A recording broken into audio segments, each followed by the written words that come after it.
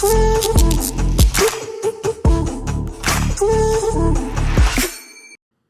what's happening? What's happening? The real ISO. So as y'all can see on IG, I'm live streaming right now. I'm filming for my YouTube channel, as I always like to mention.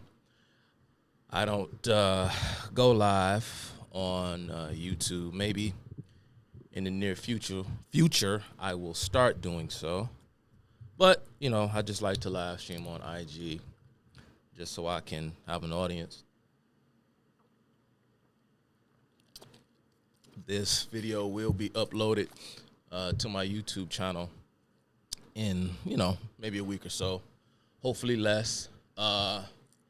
What I am about to embark on, guys, is going to be, I don't know how many parts it is going to take, how many installments, but this isn't something that I can cover in just one sit down.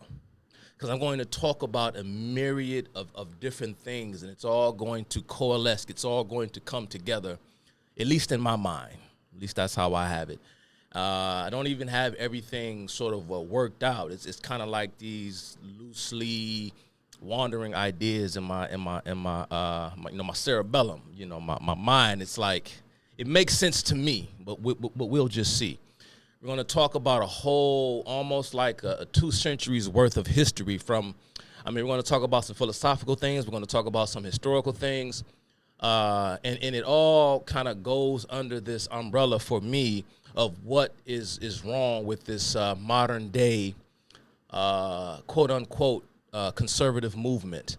I'm going to call this entire work, this multi-part installment, I'm going to call this Neo-Populism and the Cost of Moral Confusion. Neo-Populism and the Cost of Moral Confusion. Because a lot of people are what I call Johnny-come-latelys, meaning that it wasn't up until recently that a lot of people either began discussing politics via social media, or if you're like me, you only recently joined social media just so you can lend your political opinion to the world. And I think I call this the sort of political / cultural environment created by the political ascendancy of Donald Trump, because politics became so unavoidable, right, that, you know, everyone was sort of forced to have an opinion, because you were sort of being boxed in on all sides, right? I mean, you know, they wouldn't leave you alone. And so, you know, you had to really, you had to be living under a rock over the past 5 to 6 years, or going on 7, 8 years now. But everywhere you went, whether it was the barbershop, the beauty salon, the gym, or anywhere, everyone was sort of talking about politics. I'd never seen anything like that before. And now here we have this social media environment where everyone is sort of chiming in, right? And so if you're familiar with me and you know my platform, you know where I stand politically, you know where I stand ideologically. And, you know, I give the left shits. I give them fits. But today, I'm coming for the so-called right, because there are a lot of problems. This is why I came up with this. I coined this term. Maybe I didn't coin it. I'm just going to use it. I haven't heard anyone use it. This term Neo-Populism. You're even hearing now, you know, people use the term perhaps, I don't know, maybe conservative populism or nationalism populism or nationalist populism. You're hearing this term. You know, Dr. Steve Turley, for example, likes to use the term. Well, I have a huge issue with this term populism, and I'm going to tell you why. And you're going to find out as we move forward why I decided to call this segment of Neo-Populism and the Cost of Moral Confusion the greatest enemy of the Jews. Because now with what is going on in Palestine, this is one of those hot button topics where, again, everyone has an opinion. We know where the left stands, don't we? But it's hard to know exactly where the so-called right stands because we're somewhat split down the middle on this issue. And now in the wake of the quote-unquote firing of Candace Owens from the Daily Wire, now everyone is talking about, see, there you go again. Someone is willing to step up and tell the truth. Someone is willing to challenge the sort of a political sway or hegemony, if you will, of America's foreign policy with respect to its attitudes toward the state of Israel. You see what they're doing to Candace Owens. She's the victim, you see. Okay. I don't think any of us really know with good confidence exactly what went on behind the scenes at the Daily Wire, but we like to think we know.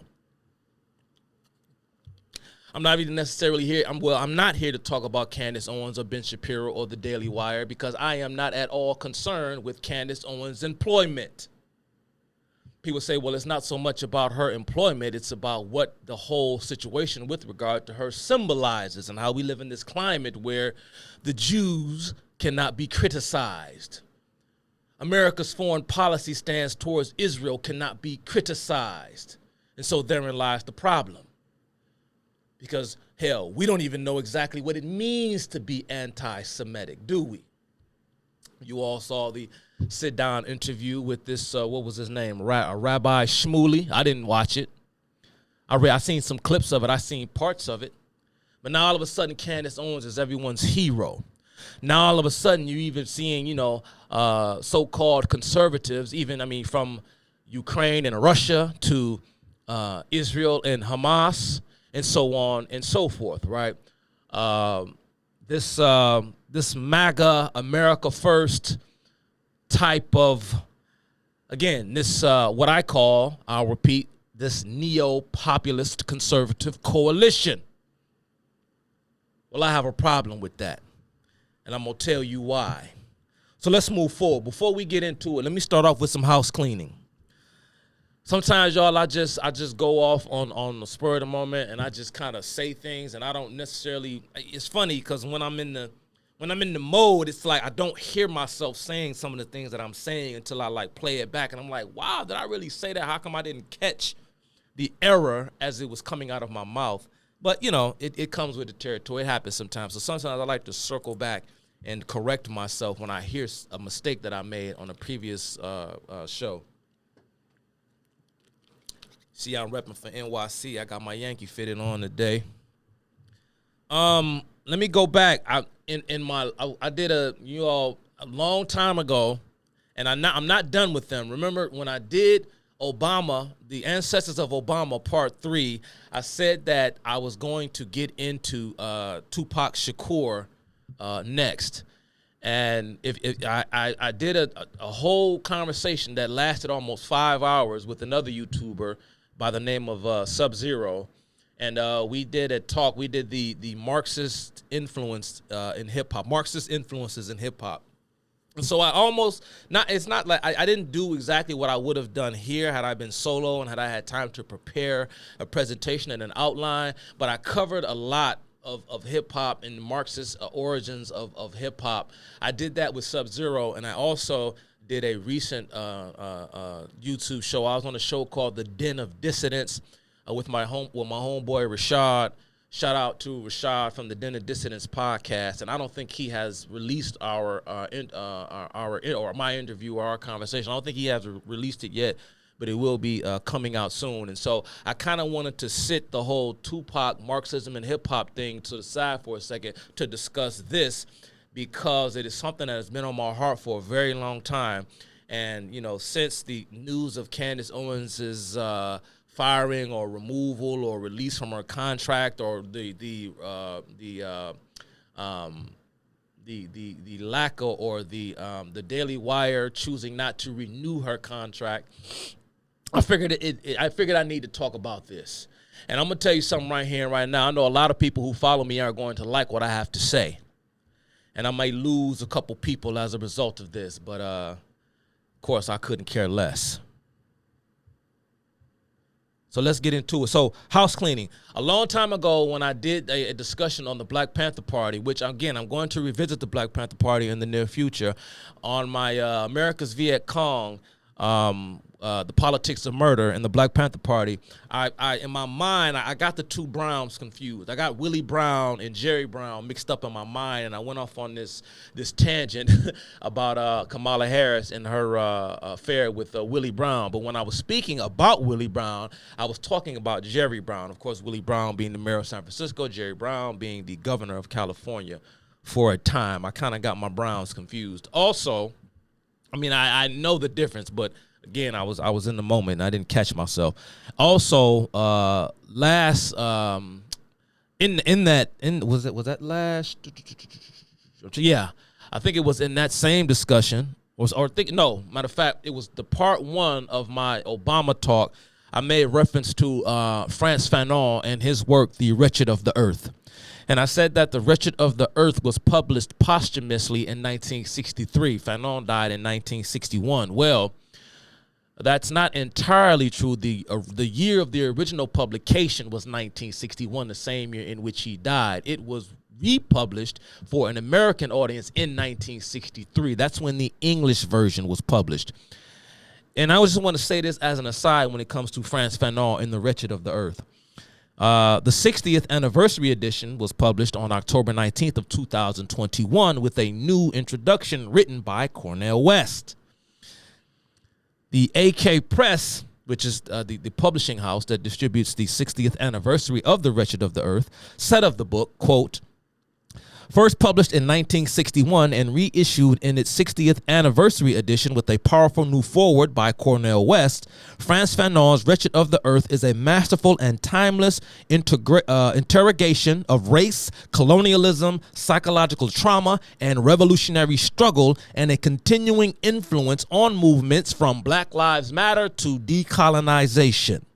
So again, Frantz Fanon cannot be sidestepped when you consider the modern or the ideology or point of view of the left. Again, Frantz Fanon had a big influence on the mind of Barack Obama as well as the founding members of the Black Panther Party. Go back to my talk, if you haven't listened to it, that I did with Sub-Zero, I made it a point to mention that what I consider to be the four pillars of the Black Panther Party are Frantz Fanon, Mao Zedong, Che Guevara, and Malcolm X. It goes on. A landmark text for revolutionaries and activists, The Wretched of the Earth is an eternal an eternal touchstone for civil rights, anti-colonialism, psychiatric studies, and Black consciousness movements around the world. Alongside Cornel West's introduction, the book features critical essays by Jean-Paul Sartre. If you're familiar, again, it's funny because, you know, my work out here on these YouTube streets is almost playing out like the Marvel Cinematic Universe. It's almost like, in order to understand what I'm saying here, you had to have watched the previous film, or, you know, whatever, right? Because it's all this one kind of collective piece. Essays by Jean-Paul Sartre and Home K. Bahaba. He's a very interesting character. This Home K. Bahaba. He's an interesting character. I think I'm trying to remember. I think did he teach at Oxford? I can't recall, but I believe he's an Indian native. He's an Indian leftist, an Indian socialist. Yeah, he's an interesting character. Again, maybe I'll revisit him in the near future. Home K. Bahaba. This 60th anniversary edition of Fanon's most famous text stands proudly alongside such pillars of anti-colonialism and anti-racism as Edward Said's Orientalism and the autobiography of Malcolm X.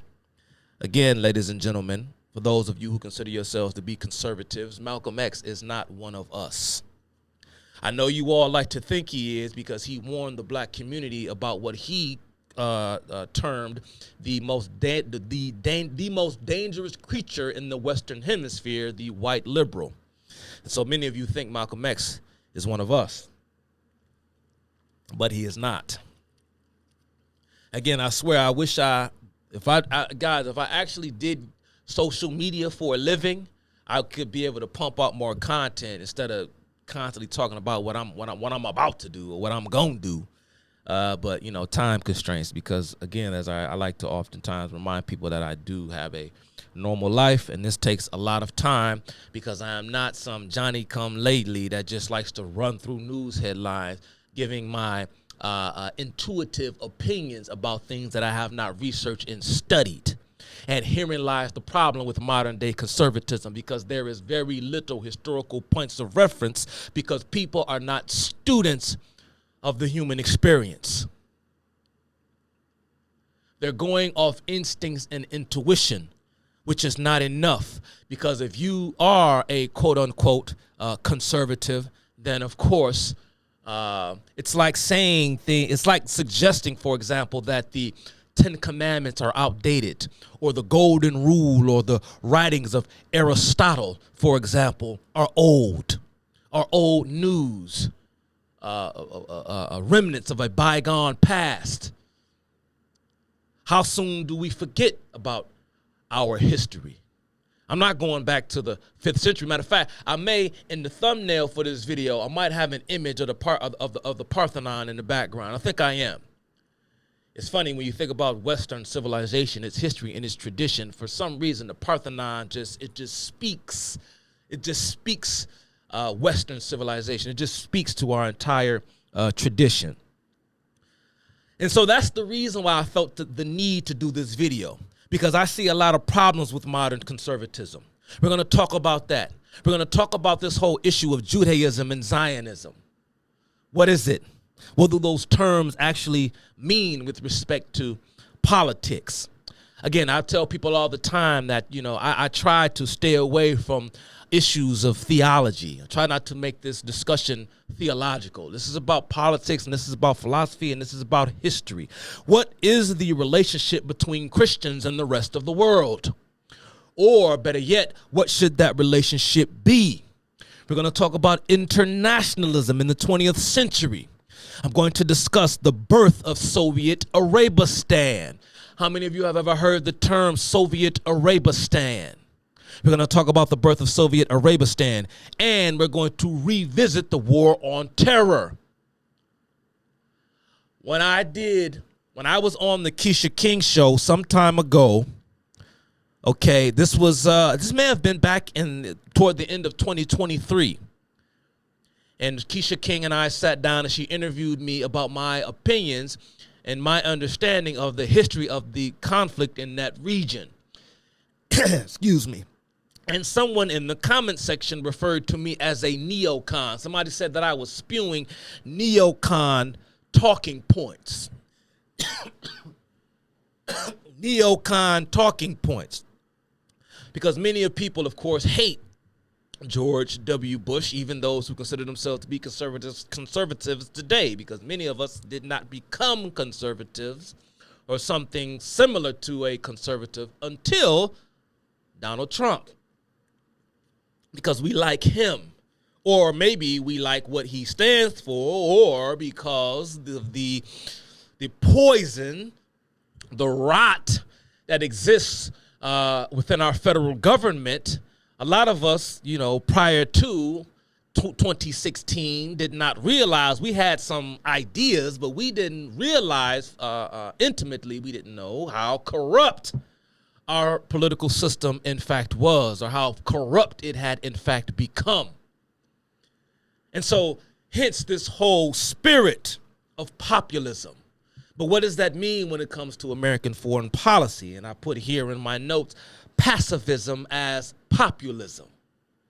Pacifism as populism. You see, I was called a neocon during this interview that I had on the Keisha King show.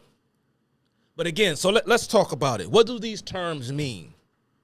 This is going to seem a bit strange. It may seem as though I'm kind of talking down to the audience, but not really, because these kinds of things need to be unpacked, because there are a ton of concepts that we run around with that we commonly take for granted. So let's dissect it. As I said, the title of this is Neo-Populism and the Cost of Moral Confusion. Well, what does Neo-Populism mean? What does it mean to be a neocon or a neoconservative? Let's talk about it. The definition of neo, of course, neo is a prefix or prefix. It derives from the Greek neos, which means new, young, fresh, modified, revived, or recent. Examples would be neo-native, neonate, neo-Darwinism, Neolithic, neo-orthodoxy, neophyte, etc. Simple enough, right? Now, what does populism mean? Well, let's talk about that. What is populism? You got neo, but what is populism? Populism derives from the Latin root populus, meaning people, or in the Greek, meaning a people, nation, or community of people. More examples of the Greek and Latin roots representing people and social units are gen, ethnic, dem, soc, civ, anthrop. Now, let me go through those again. Gen, ethnic, dem, soc, civ, anthrop. Now, let's expand this a bit. Remember the word civ. Keep that word to the fore of your mind. The Oxford Classical Dictionary defines populace as a collective term from the Roman citizen body. Again, the Oxford Classical Dictionary defines populace as a collective term for the Roman citizen body. So the populace is a collective term that defines or designates the Roman citizen body.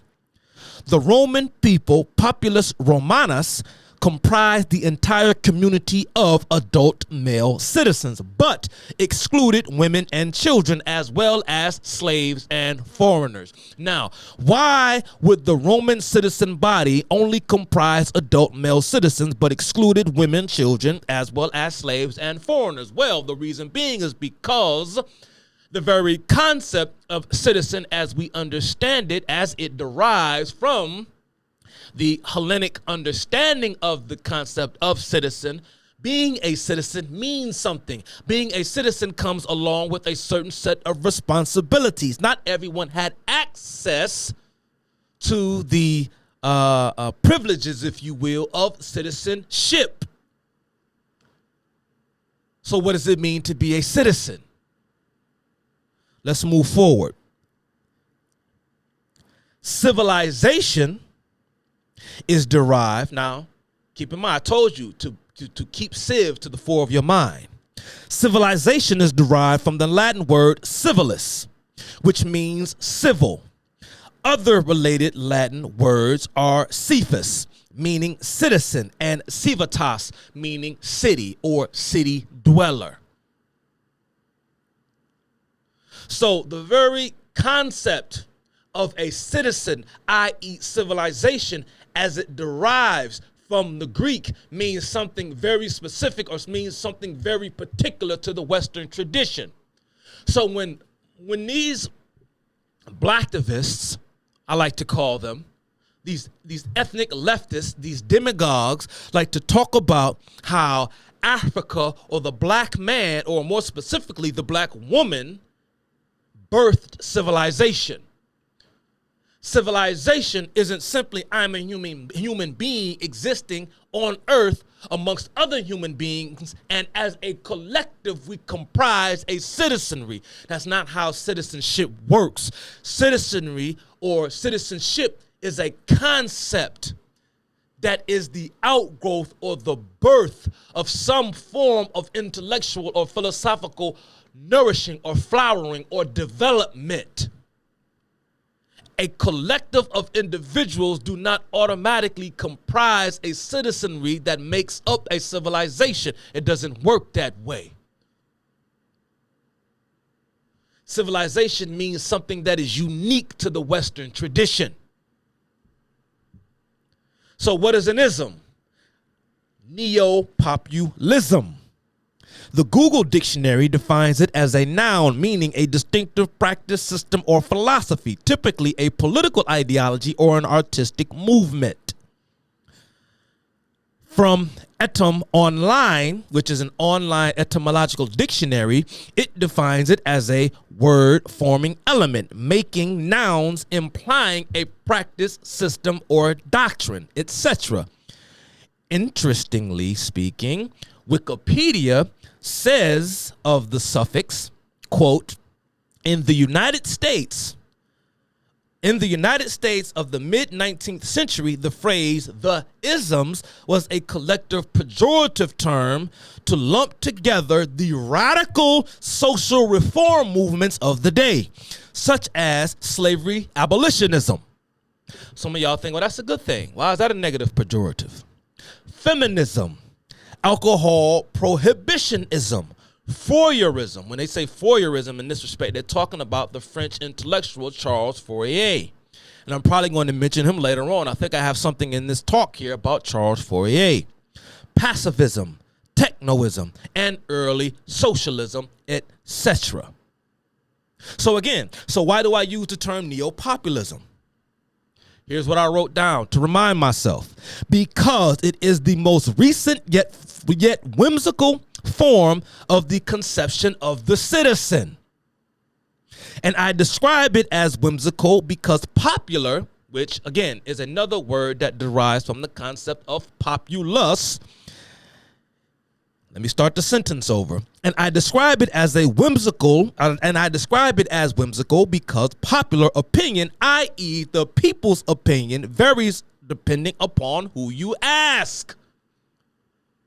So what does populism mean, those who claim to speak for the people?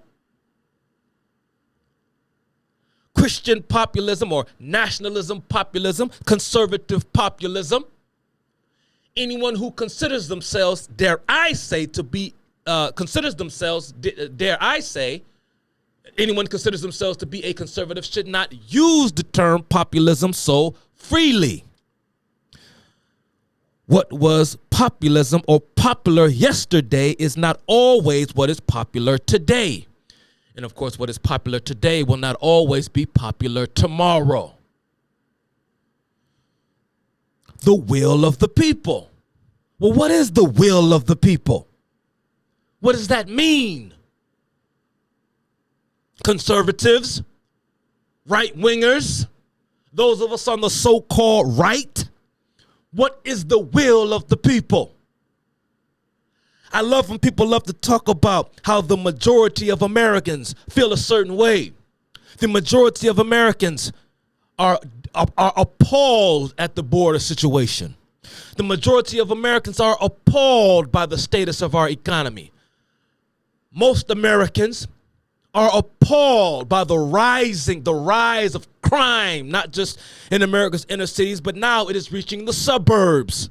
We are appalled. People are appalled at the fact that a man who believes he's a woman can just openly walk into a woman's bathroom. People are outraged.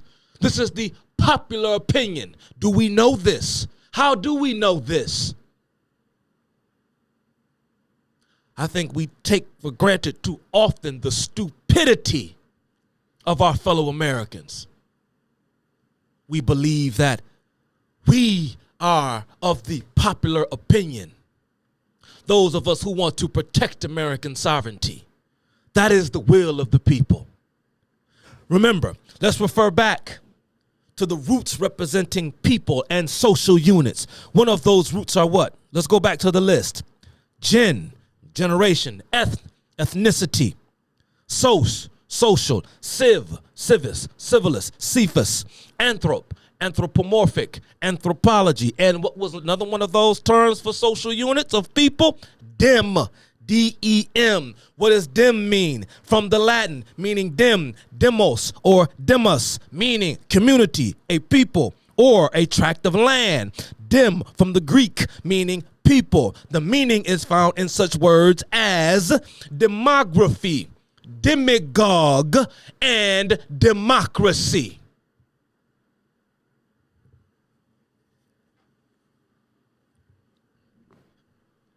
How often do you have to remind someone, or do you remind someone, of what the term democracy means?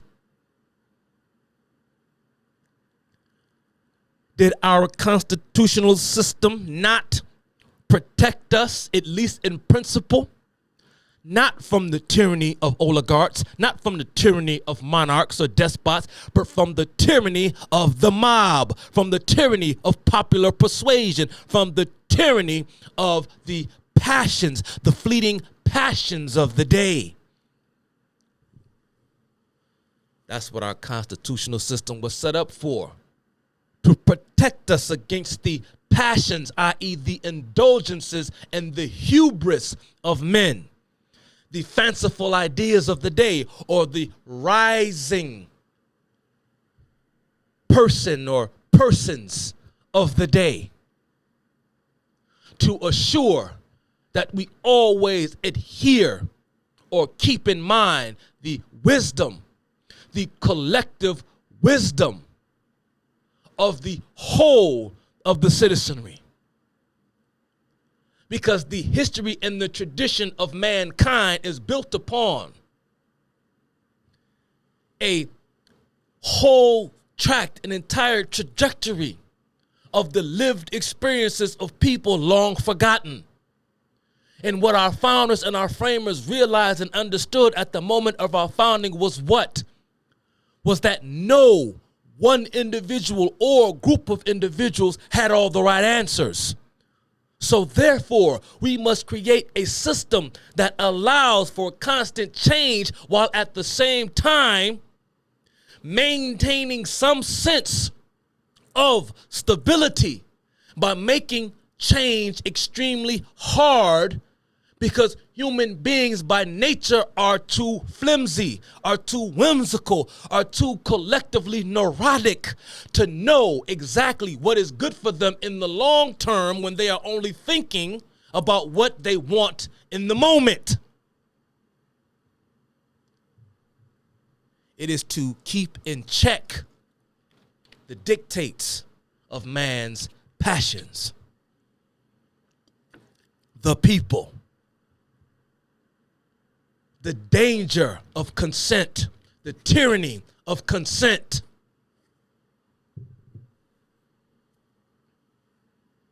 We don't live in a pure democracy. We live in a republic. And of course, as a wise man once said, we live in a republic so long as we can keep it. But now, unfortunately, those of us who are calling ourselves conservatives like to believe erroneously that because our point of view makes more sense, i.e., any average person could see, right?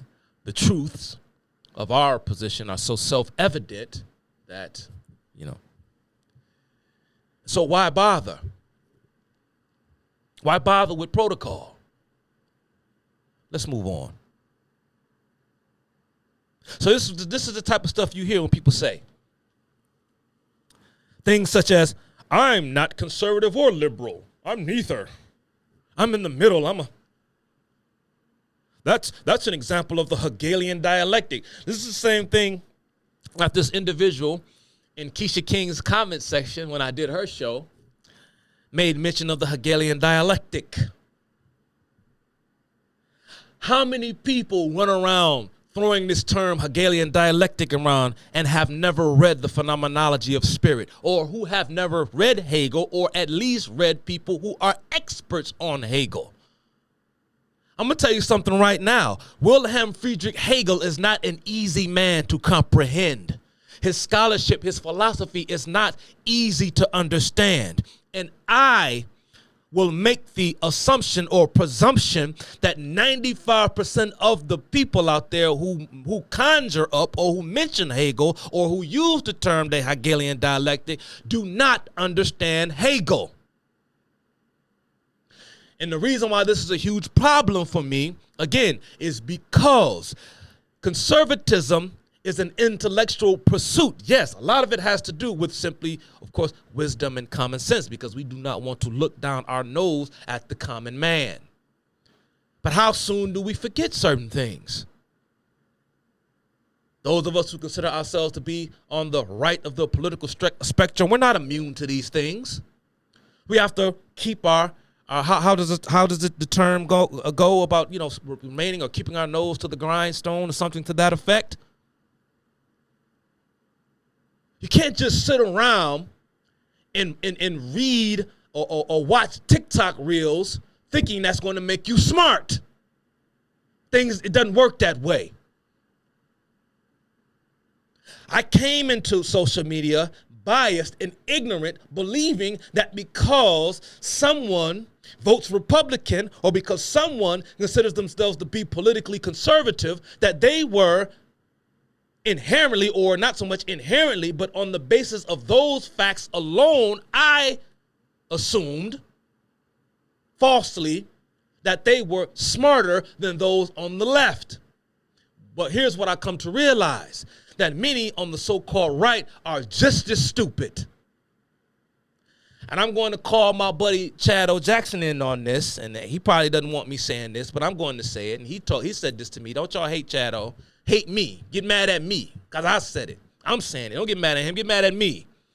Chad told me during a private conversation, he said, Chuck, the reality is what you're going to come to realize is that even someone who calls themselves liberal or someone who calls themselves conservatives, the fact of the matter is that most people are just not that smart. They're just not. Am I singing up here and am I saying all this just so I can say I'm so much smarter than everybody else? No, I'm not. But it's levels to this shit, man.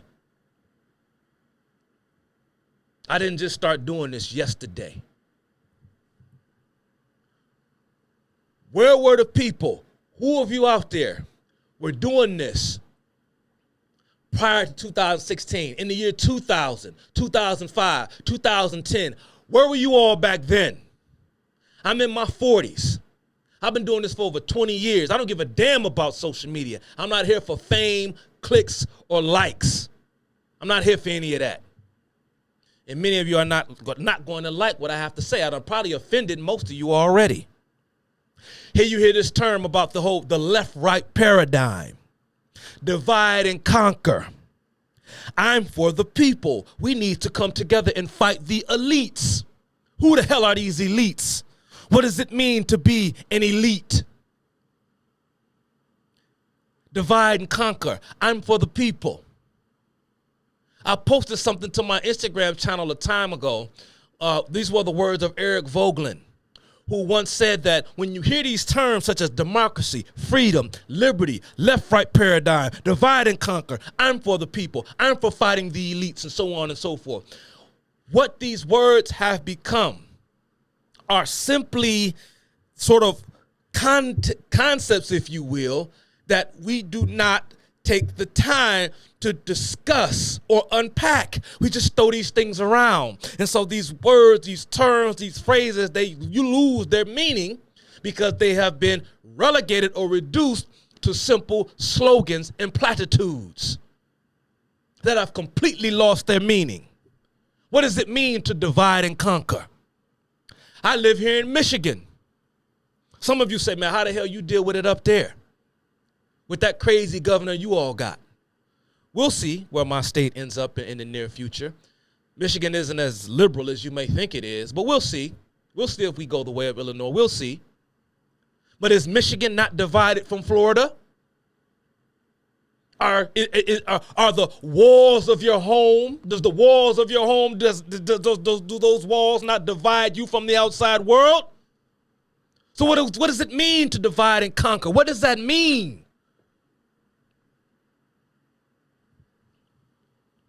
You either have choice or you don't. You either think freely or you don't. The tyranny of consent. If we do not have consent, what do we have? We have division. But division, and I've mentioned this in the past, division does not automatically imply conflict. Division implies choice, so long as those who are divided agree in principle that the other person has the right to be different.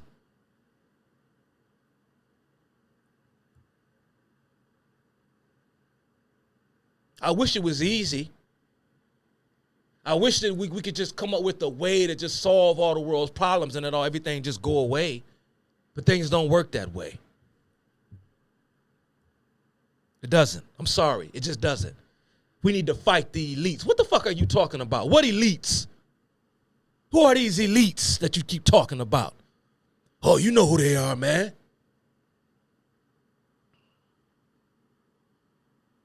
But yet still, what do you do every day? You wake up when you want to. You go to work, make your money, come home.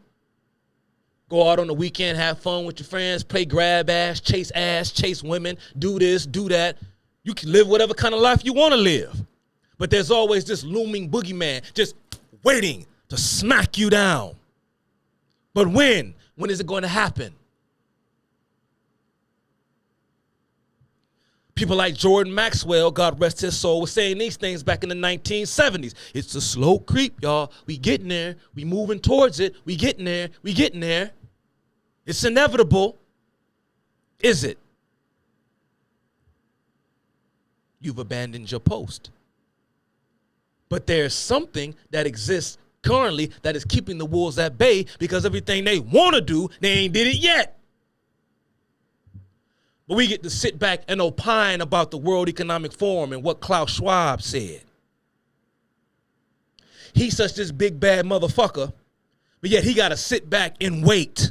Wait till the time is right to finally strike. In 2030, you will own nothing and you will be happy. Well, why not now? It's not a rhetorical question.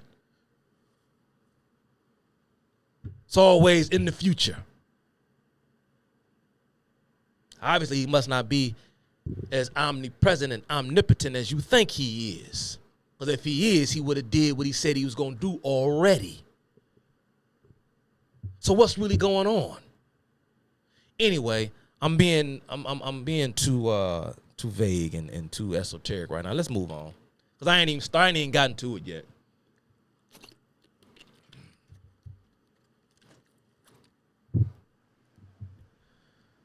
Let me tell you about how presumptive and elementary people are in their minds and the way in which they think. Like I told you guys, I was called a neocon.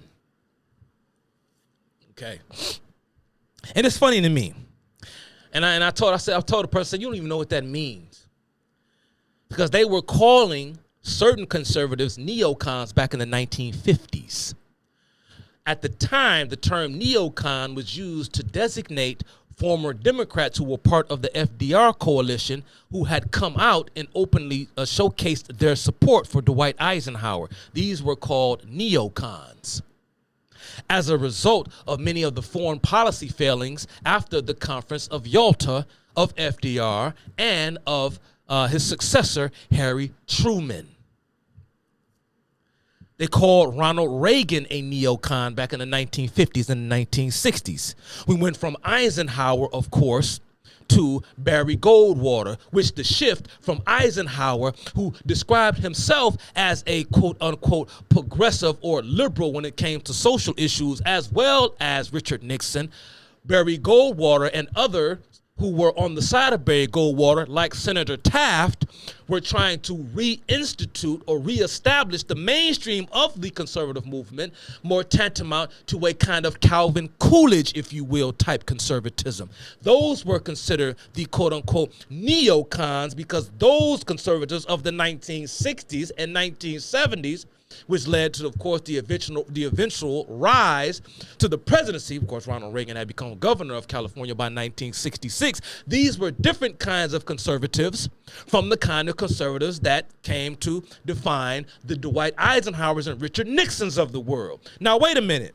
What does neo mean? Neo means young, fresh, modified, revived, or recent, i.e. new. So, who's the neocon? See, when someone calls a conservative like me a neocon, what they're doing is they're trying to liken me, right, to the architects of the Project for a New American Century. Let's get into it. So we go from Eisenhower to Goldwater, from Reagan to Bush, from Bush to Trump, and so on and so forth. So the question now becomes, when does the new become old? When something is new, at some point it has to become old. So when does the new become old? The project for the new American century, of course, you know, Bill Kristol and Kagan and Cheney and the like, Bush, they marked a foreign policy change from Reagan's approach to Bush's proactive approach. I don't even have time to get into the foreign policy differences between what marked Bush and what marked Reagan. But it was a shift. It was a change. Was Reagan a neocon? Was Barry Goldwater a neocon? What does that mean? I'll tell you what it means. The term, or should I say, this is another one I like. This is what they say about me. Neocons have become, well, here it is. Here's how I define it. Neocon has become an all-encompassing pejorative used by those who consider themselves to be on the political right.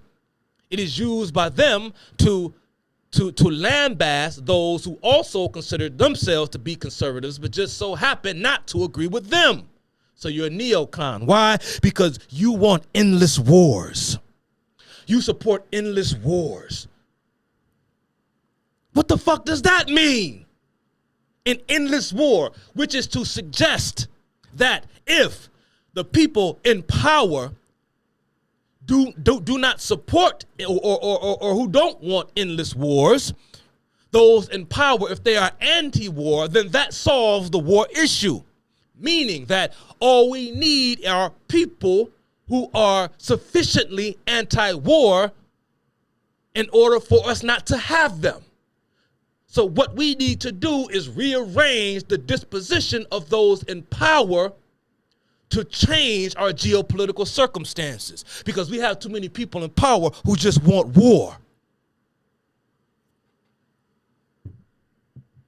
The problem is that our country on both sides of the aisle are ran by ideologues who do not know what it takes to put an end to a war. I don't want endless wars. I'm tired. Why are we for Israel and Ukraine? I'm tired of the war. You're tired of what? Well, good for you. Go ahead and tip your hat or tip your cards to your enemy to let them know that you lack the will to fight. As if saying you don't want war is going to prevent someone from waging a war against you.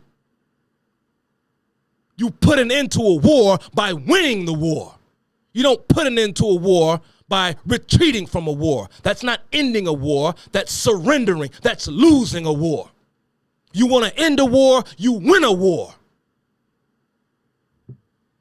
I thought conservatives was tough. I thought we the ones who understood what it meant to be masculine and so on and so. I thought we were the ones who knew. Pardon my French, but it seemed like all you neo-conservatives, you neo-populist conservatives, y'all the ones sound like pussies to me. What you mean you tired of endless wars? The reason why wars won't end is because we have a bunch of ideologues who refuse to win them. Because we placate our enemies. We placate them by giving them what they want, because we believe that by giving them what they want, they'll leave us alone. Let the world figure out their own problems. Was that the French's attitude when it came to the Revolutionary War? Or we're going to get into that in this presentation. I ain't even started yet. I'm still in my preamble. Endless wars. That's like saying, you know, every time there's a school shooting, the left comes out with more gun control rhetoric. It's like saying, well, I'm against school shooting. I'm anti-school shooting. It doesn't mean anything. How do you prevent war? Military deterrence? Do you increase peaceful rhetoric? A military is only as strong as its economy. Ronald Reagan proved that when he put an end to the Soviet Union.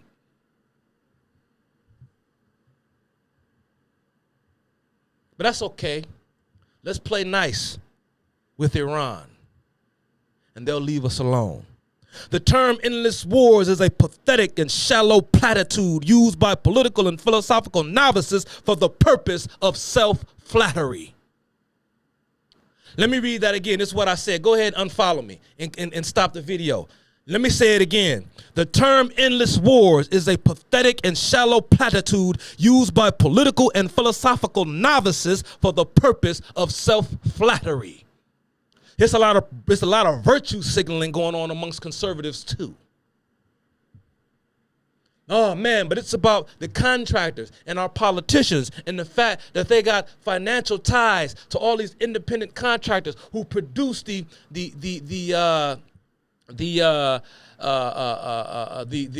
supplies and the weaponry and the things of that nature that are used for war, because you have certain individuals who have a profit motive, if you will, in the expansion of war. Yes, that's true. Yes, that's true. And I believe there are ways in which we can defeat this. There are ways in which we can combat this when it comes to politicians and their conflict of interest. But at the same time, ladies and gentlemen, we cannot claim to be capitalists whilst expecting those who produce the items of war not to be compensated for their labor. It comes with the territory. They ain't finna do it for free, ladies and gentlemen. There's a profit. The medical industry, big pharma, they're profiting off of keeping us sick. They want us sick. Is that, really?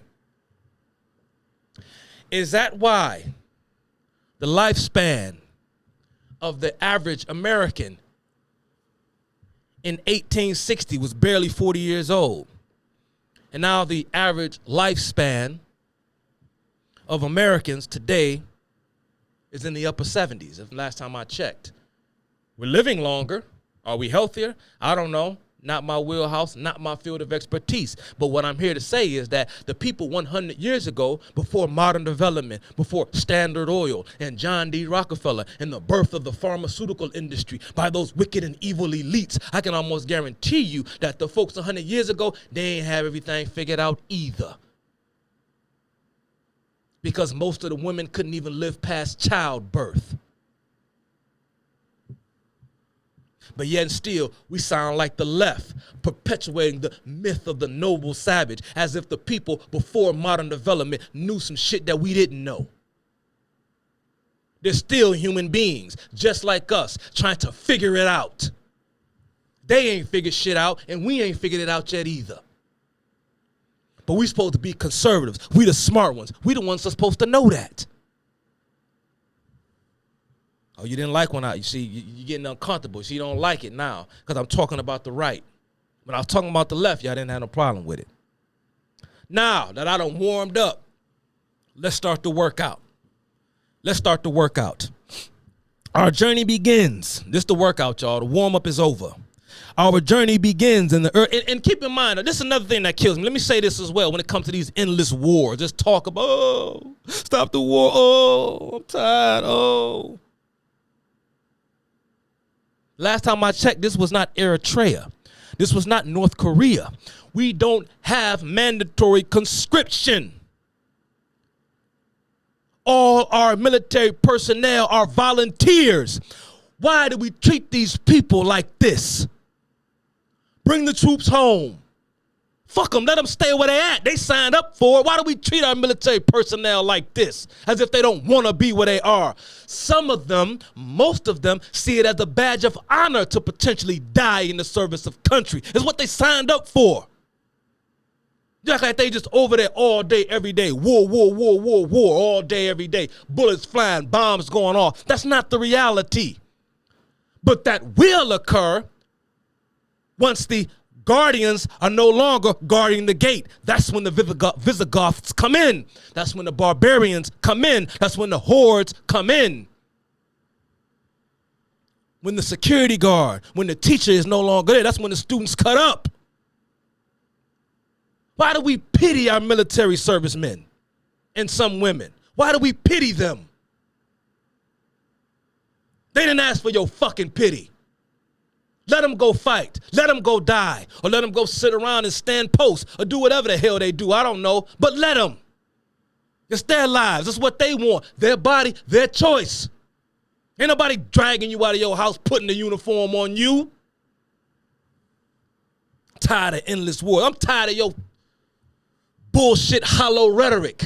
I don't pity military servicemen. They deserve your honor and your respect, not your pity. Like you saving their lives by taking them out of wars. Nah, motherfucker, they trying to do you a favor by saving yours. And you trying to pull them out of a war that they signed up to fight.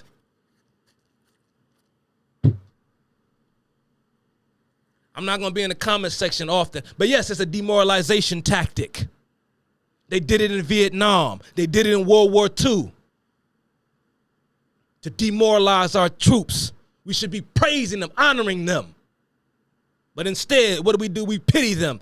Those, the left hates them because they're just useless. They're imperialists and colonialists, and they're doing the bidding of the government for the sake of the property owners that use the government for the sake of expropriation and exploitation. And now those of us on the so-called right are saying, oh man, how do you think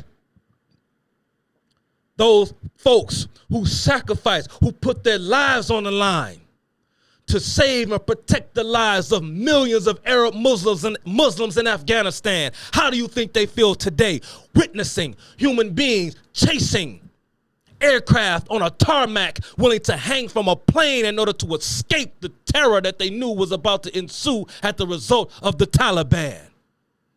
How do you think they felt having to abandon those people? It's the way they did it, man. Biden just did it wrong. Anyway, let me get into the meat of this. Our journey begins in the early 19th century in a city in Germany, in the state of North Rhine called Bonn. Bonn, B-O-N-N. This era marked the end of what is known to history as France's Rhine Campaign of 1796.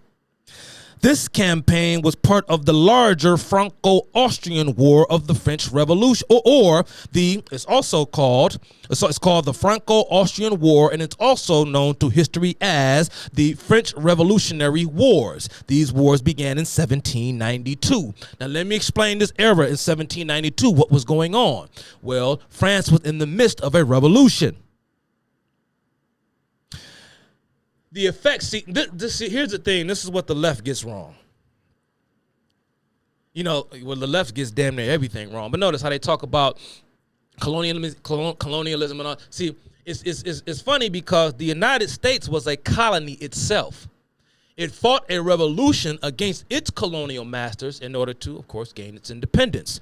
Well, the French Revolution, which happened about, 10 years or so later, began about 10, 15 years or so later, they were sort of using the American Revolution as an example for their revolution. Of course, particularly, they were heavily influenced in part by the writings of Thomas Paine. And, of course, Thomas Paine, was considered to be one of the men who kind of sprung or helped to incite the American Revolution. So Thomas Paine did the exact same thing for the French. But as an aside, Thomas Paine would progressively get more radical in his views, almost bordering on the point of becoming a out-and-out utopian socialist. As a matter of fact, Thomas Paine was so revered by the French, he was one of just two non-Frenchmen who was given a seat in their convention, or their convention, as they called it.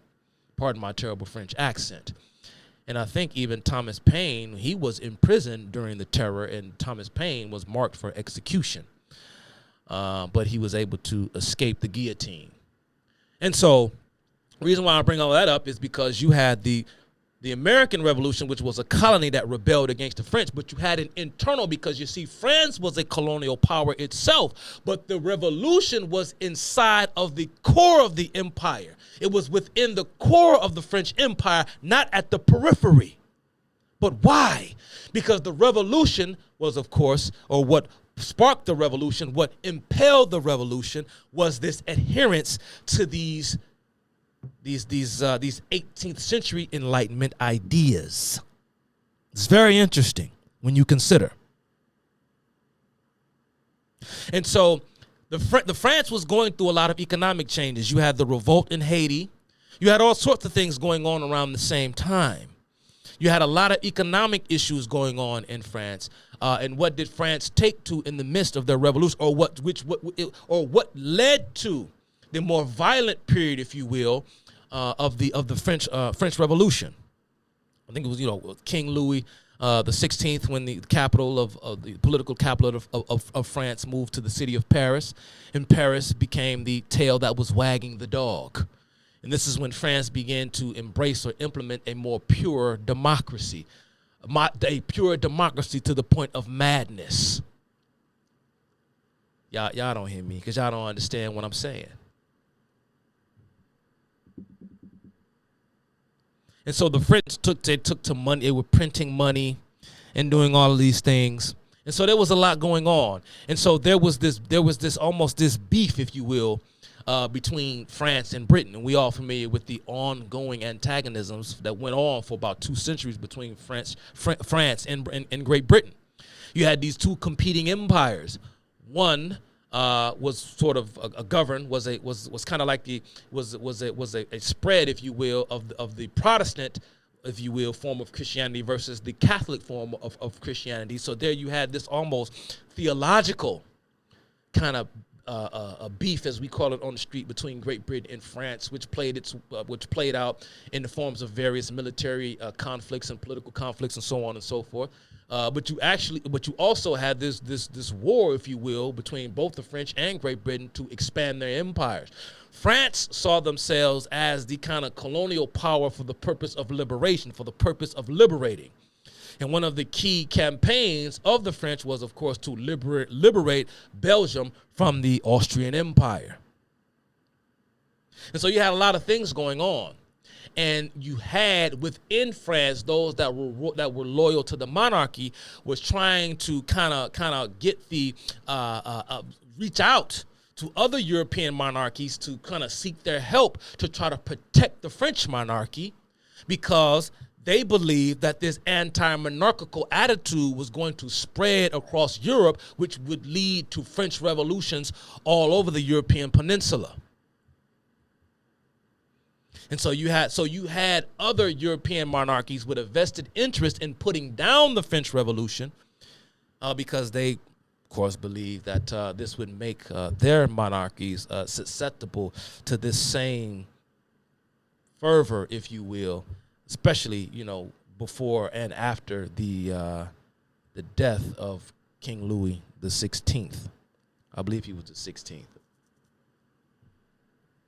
And of course, talking about back to the Franco-Austrian War. And of course, all of this war and political turmoil led to the crowning of France's first emperor, Napoleon Bonaparte, a.k.a. Napoleon I.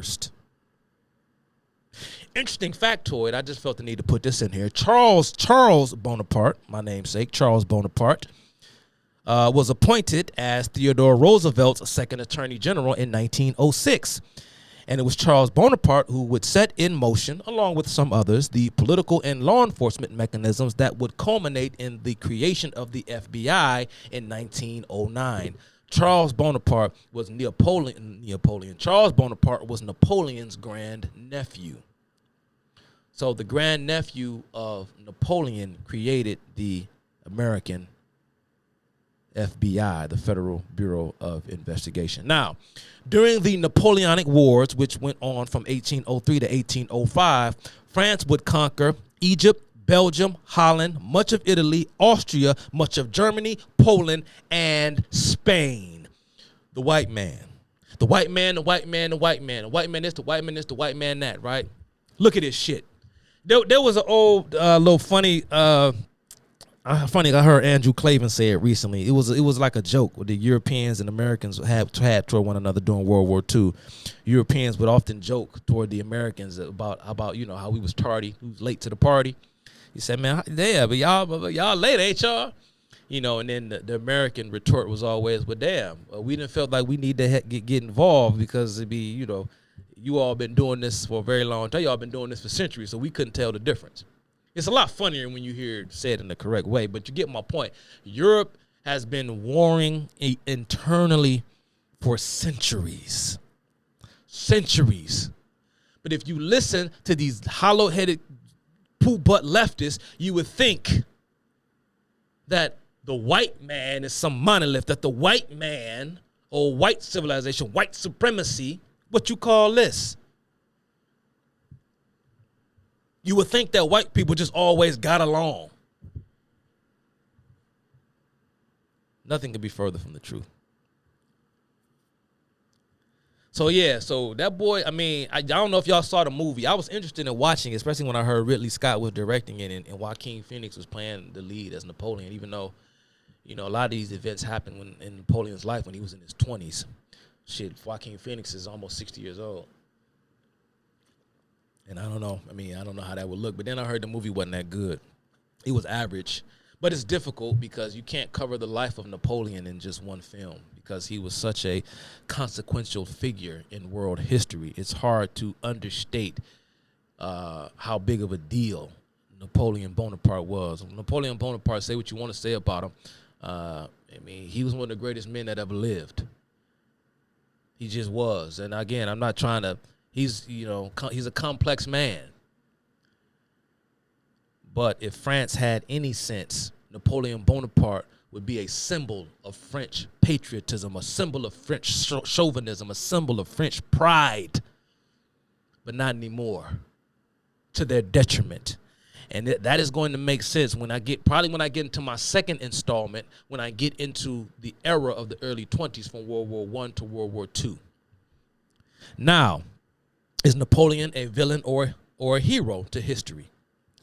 That's an interesting question that hints towards a bit of foreshadowing, as I just said, because you're going to see what happened to France a little over 100 years later as we move forward. You're going to see what happened to France by 1915, 1920, 1930, etc.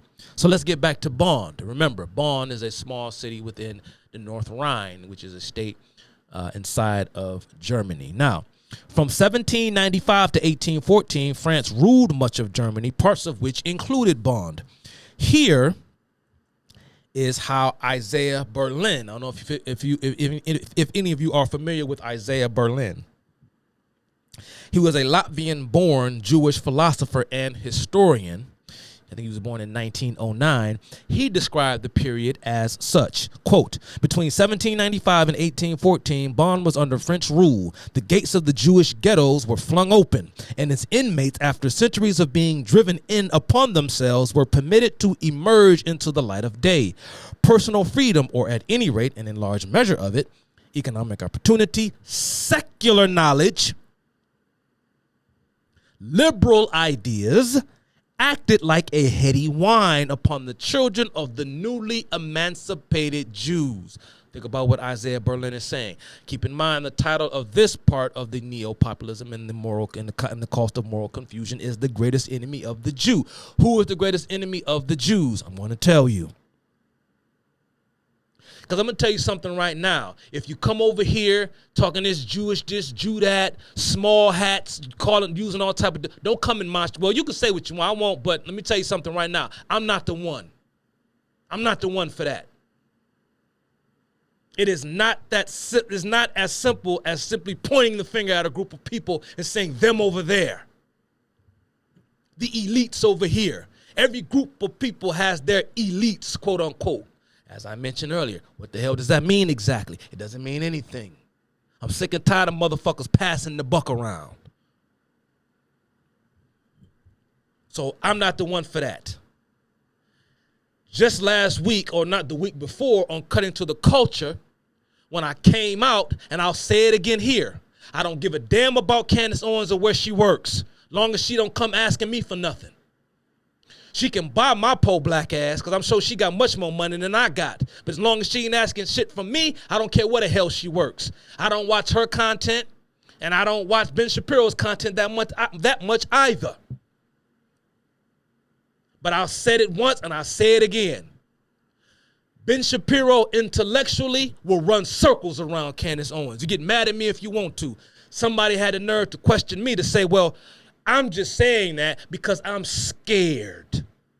I'm thinking this person was trying to imply that I'm scared to say anything about Jewish people. Well, if I'm scared to say anything about Jewish people, then I wouldn't be on this live stream right now saying what I'm about to say here today. I ain't scared of a damn thing. I done survived too many near-death experiences to be scared to share my views and my opinions. Scared of what? I am born and raised in Metro Detroit. I got Dearborn, Michigan and Dearborn Heights in my backyard. You got imams just 5 miles away from where I live calling for the extermination of the Jews. And you're telling me that I'm scared to say something about Jewish people? You must be out your damn mind. I ain't scared of a damn thing. I sure as hell ain't scared of another man. So for the person, if you hear this and if you hear this video and you come in my comment section, maybe I get to bump into you on the street one day. And that's not a threat of violence, because I'm not a violent man. I'm a peaceful man. I don't want to hurt anybody, and I don't want anybody to hurt me. But if you knew who I was, where I am, and where I come from, you wouldn't dare say a thing like that to me.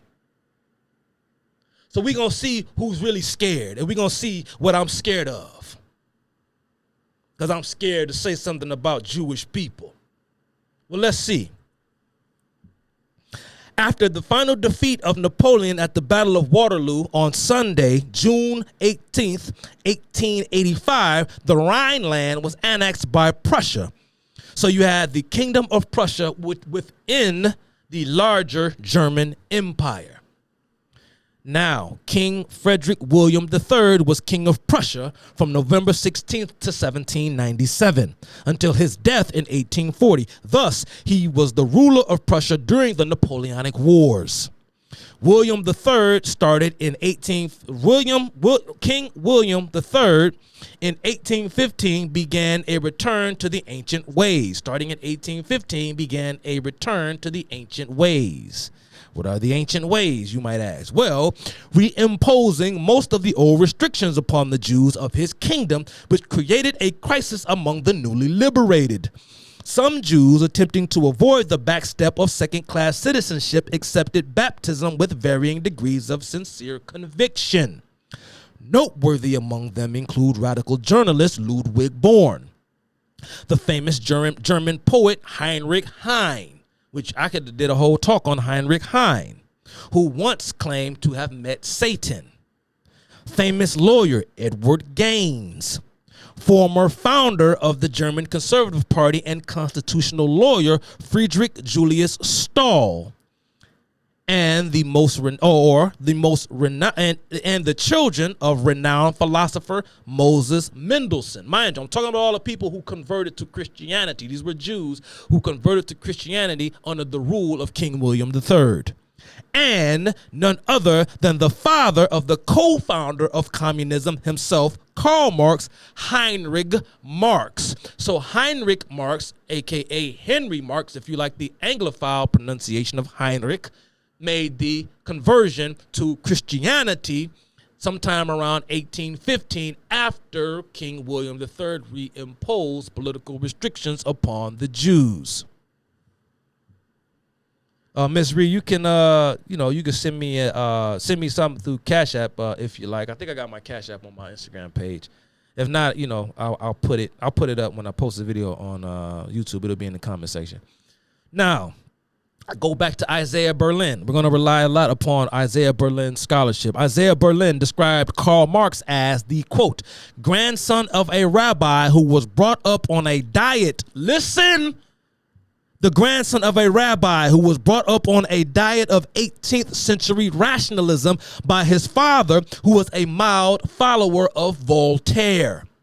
Again, my whole social media life is playing out like the Marvel Cinematic Universe, because I reminded you all of this in the past in one of my other videos, that Karl Marx's father was an ardent follower or reader or consumer of the philosophy of Voltaire.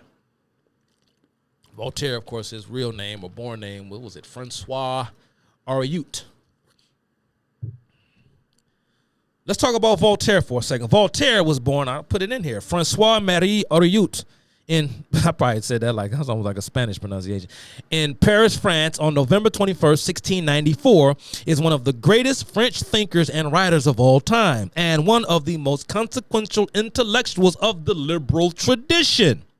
Common themes associated with Voltaire are those of liberty, equality, and progress. He advocated for free speech, freedom of religion, separation of church and state, and is well known for his criticisms of slavery and Christianity, most specifically the Roman Catholic Church. Recall, Karl Marx once said of Martin Luther, you all know who Martin Luther is, leader of the Protestant Reformation. He said of Martin Luther, and I told you all about this in the past, that, quote, this is Karl Marx, quote, Luther is at the vanguard, the destroyer of medieval thoughtlessness, even if his theological thought remains pre-critical and his onslaught against usury naive. So listen now. So here's Karl Marx, a young man, an ethnic Jew, came from a line of rabbis, father converted for whatever reason, whether it's political circumstances or maybe his father was genuinely convicted by Christianity, and he accepted Christ as his Lord and Savior. At some point, Karl Marx was baptized into the faith of Christianity, and I'm going to explain that in a moment later on. But Karl Marx, the man who hated religion, said of Luther that Martin Luther, the founder of the Protestant Reformation, was at the vanguard, because he was the destroyer of medieval thoughtlessness. Remember that the Catholic Church had ecclesiastical hegemony over Europe at the time. The rebellion against the Catholic Church marked just one phase, if you will, in the dialectical process, if you will, toward the overall abolition of religion as a whole. Because he even goes on to say that Martin Luther's thought remains pre-critical of the onslaught of usury. What is usury? Usury, for ladies and gentlemen, of course, is the lending of money at astronomically high interest rates. You know, sometimes we refer to that as loan sharking. You see where we're going with this. Usury, lending, money, banking, Jews. Karl Marx, an ethnic Jew, came from a line of rabbis whose father converted to Lutheranism and baptized the young Marx into the Christian faith at approximately 6 years old. Marx remained steadfast in the faith until his late teens, writing in his first known written work. This is the first work that Karl Marx ever wrote that we know of. The title is The Union of the Faithful with Christ. Oh, y'all didn't know that Karl Marx wrote something called The Union of the Faithful with Christ, did you? Here's what it reads. Through love of Christ, we turn our hearts at the time towards our brethren who are inwardly bound to us and for whom he gave himself in sacrifice. Union with Christ could give an inner elevation, comfort in sorrow, calm trust, and a heart susceptible to human love, to everything noble and great, not for the sake of ambition and glory, but only for the sake of Christ. That's what Karl Marx wrote. Around the same time, Marx would pen a thesis on his considerations when choosing a career that read as such. Here's Karl Marx's thesis when it came to his consideration toward picking a career. Quote, religion itself teaches us that the ideal toward which we all strive sacrificed him all let me repeat. Religion itself teaches us that the ideal toward which all strive sacrificed himself for humanity. And who shall dare contradict such claims? He's talking about Jesus. If we have chosen the position on which we can accomplish the most for him, then we can never be crushed by burdens, because they are only sacrifices made for the sake of all. Karl Marx was known even by his peers for his Christian conviction, because on his high school graduation certificate were the following words under the heading religious knowledge. So Marx was known by his school and by his peers of being one who had a high degree of religious knowledge. On his high school graduation certificate, it read, quote, his knowledge of the Christian faith and morals is fairly clearly and well grounded. He knows also to the extent the history of the Christian church. This is Marx. So what happened to him? Once Marx left for college, this is what I wrote. Once Marx left for college, a string of events happened in his life, some known, some unknown, and much speculated. But whatever the case, the fact is a young Karl Marx became militantly anti-religious to the point of near insanity. If you go back and you read Karl Marx's, we get a lot of, you kind of can see the meticulous changes in Karl Marx when you read the correspondence, the letters between he and his father. But no one knows. No one knows. I don't care who research, I don't care what historian you go to, what researcher you go to. No one knows exactly if there were any kind of events or something of that nature that transpired in his life. You can easily say, well, he was just exposed to the secular. And it just changed his point of view. Or some say, well, Marx was, he dabbled in Satanism, the occult, and all these things. And some even say that he was a member of a secret society, a satanic secret society. I don't feel the need to go off into much of that here, but you can kind of do that on your own time. But we know, at least on the surface, that Marx was heavily influenced by the writings of other German thinkers of his day. For more information on Karl Marx's college mentors and influences, please see my YouTube video titled The Silence of the Bells, The Meaning of Woke. It's a little shameless plug for myself. If you want to know more about the influences or those who influenced Karl Marx, you can go to my other YouTube video. The title is The Silence of the Bells, The Meaning of Woke. In that video, I mentioned such men as David Strauss, Bruno Bauer, and Ludwig Feuerbach. But now I'm going to talk about another influence of Karl Marx.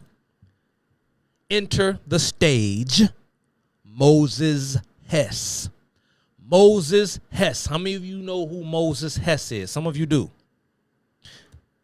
You should know. If you don't know, I'm about to tell you, because the rest of this is primarily about Moses Hess. Moses Hess was born on January 21st, 1812 in Bonn, Germany, and died on April 6, 1875 in Paris, France. You're going to see France and Germany coming up a lot. Hess's family, in response to the political and cultural suppression of the Prussian monarchy, as opposed to those mentioned earlier, became even more fiercely attached to their ancient religion. Hess is described as having been well-reared by his devoutly religious maternal grandfather, who provided him with a sound traditional Jewish upbringing and a solid knowledge of the Bible, the Talmud, and the medieval commentary. So Moses Hess was an ethnic Jew who was raised steeply Jewish and traditional and so on and so forth, as I have just described. Why his grandfather, you ask? Well, in 1870, Hess's father moved to Cologne, where he established a sugar refinery, which soon grew prosperous, making him a leader of the Jewish community in the city of Cologne. Hess's mother would die when Hess was 14, prompting his relocation to Cologne with his father. Upon him turning 18, his father reluctantly allowed him to attend the University of Bonn.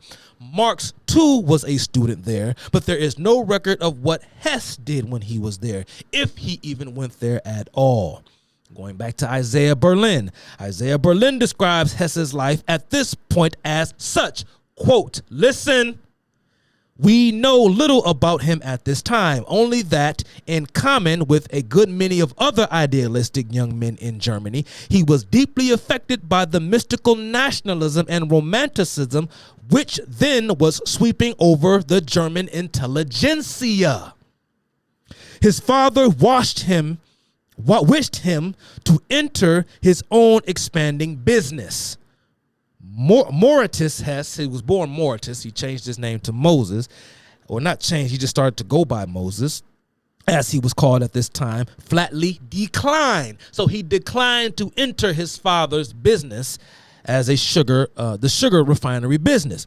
He appears to have had no clear idea of what he wanted to do. He wished only to serve mankind, help the destitute, liberate the oppressed, and above all, not make money, since this appeared to him bourgeois egotism in its most repulsive form. This was the attitude of a young 18-year-old Moses Hess. Hess would live in his parents' home until 1837, relocating to Paris among the poor German immigrants who were mostly left-wing exiles. So this was the flavor of the month among the German intelligentsia. Keep in mind, go back to what I said. Karl Marx, thanks to his father, I say this all the time. I don't get into spats versus Catholicism and Protestantism. I don't get into that. But I've heard many a Catholic apologists talk about the disastrous consequences of the kind of the offshoot, the branch of Protestantism, which led to this influx, if you will, of a kind of progressive or liberal theology. Because it began to sort of incorporate a lot of non-sacred traditions into its wheelhouse. Remember, Karl Marx was birthed on a heavy diet of 18th century rationalism, as opposed to Moses Hess, who grew up a traditional Jew, steeped in religious and Talmudic tradition. And we're going to see how it affected Moses Hess and Karl Marx differently, and where Karl Marx and Moses Hess come to align themselves. But I want you to think about this, because it isn't a Jewish issue as much as it is an issue with the intelligentsia, and you're going to see what I mean moving forward. Now, what are the revolutions of 1830? What are we talking about, the revolutions of 1830? How many of you are familiar with the revolutions of 1830? Here we go. The revolutions of 1830 were a string of rebellions against monarchies and conservative governments by liberals and revolutionaries in different parts of Europe from 1830 to 1832. The movement started in France, prompted by King Charles X's publication on July 26, 1830, of 4 ordinances. Number 1, dissolving the Chamber of Deputies. Number 2, suspending freedom of the press. Number 3, modifying election laws. And number 4, calling for new elections to the chamber that upcoming September. So that prompted the revolutions of 1830. This resulted in mass protests and upheavals, resulting in riots and armed confrontations. Some rebellions were successful, some were not. Poland was suppressed and absorbed into the Russian Empire, where it virtually remained until 1991.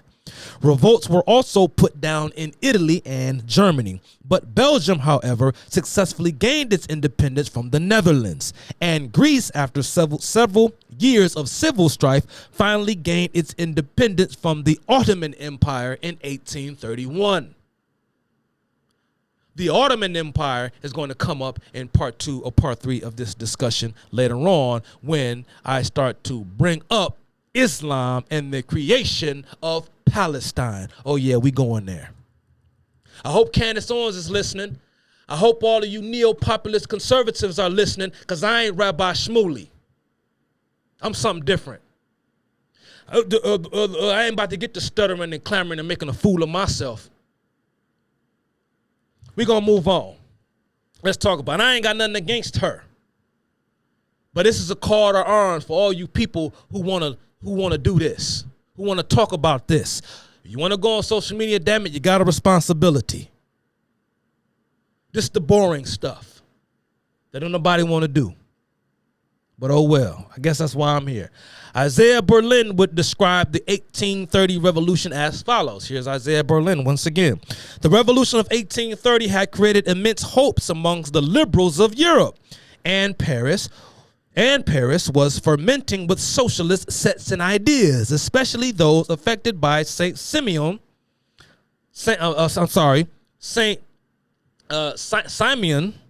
and Fourierist doctrines. Who was for Charles Fourier? I mentioned him earlier. When it says Saint Simonian doctrine, what is he talking about? He's talking about Henry D. Saint Simon. Who was Henry D. Saint Simon? He was another French socialist intellectual. Marx and Engels. That's all we know, right? Marx and Engels. Do we know about Charles Fourier? Who is Henry de Saint-Simon? As I mentioned in a prior talk as well, Karl Marx did not invent communism, he merely learned it,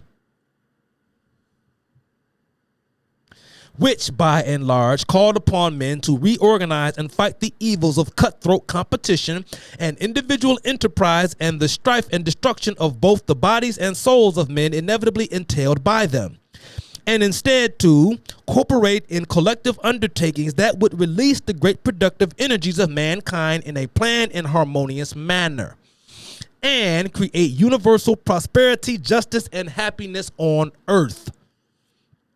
Some of these men were confused dreamers. This is Berlin describing these liberal reformers and revolutionaries. Others were acute and highly practical organizers who understood the revolutionary consequences of technological progress. Idealistic and short-lived communist colonies and in America and elsewhere sprang from the former strain. Yes, you had communist colonies in the United States even before the Communist Manifesto was even written. From the latter grew the Suez Canal and Panama Canal. So here is Isaiah Berlin claiming that the Suez and Panama Canals were built by these communist communes. The new railway system of France, the novel technocratic notions and institutions of many sorts, from the industrial monopolies of the New Deal, from vast cartels and state-owned enterprises to 5-year plans and the welfare state. Where did the concept and the idea of the welfare state come from? Well, you might have to go to 18th century France to figure that out. The most radical of these trends was the continuing underground tradition of out-and-out communism. I'm still talking about Berlin, preached by the proscribed followers of the executed revolutionary Babeuf. Who is Babeuf? Have you heard the name? His full name is François-Noël Babeuf. He was executed in 1797 by the guillotine. He is considered to history to be a proto-communist, one of the first of his kind. Again, was assassinated, or it's not assassinated, he was executed in the late 18th century, 1797. He was executed by guillotine. François-Noël Babeuf, who many of your later German and Russian revolutionaries, Bolsheviks, etc., one of their earliest heroes and idols was François-Noël Babeuf, who declared that, this is Babeuf, who declared that not merely the love but the possession of private property was the root of all evil. I thought Karl Marx made it up. And that justice or liberty were not possible without complete social and economic equality, which, in its turn, depended upon the total abolition of inheritance and of virtually all private ownership. That's a long quote, excerpt from a book written by Isaiah Berlin called, the book is titled Against the Current. Now, let's see. Now, remember, Isaiah Berlin was saying that in regards to the 1830 European revolutions. Sometime thereafter, Hess would earn the moniker as the first German socialist, publishing his first work in 1837 called The Holy History of Mankind, a work by a German that espoused socialist ideas over a decade before the original publication of the Communist Manifesto. Hess would write about the coming of a new society based upon freedom, collective ownership, harmony, and solidarity that he referred to as the New Jerusalem. Uh-oh, you see, now we're talking about something, the New Jerusalem.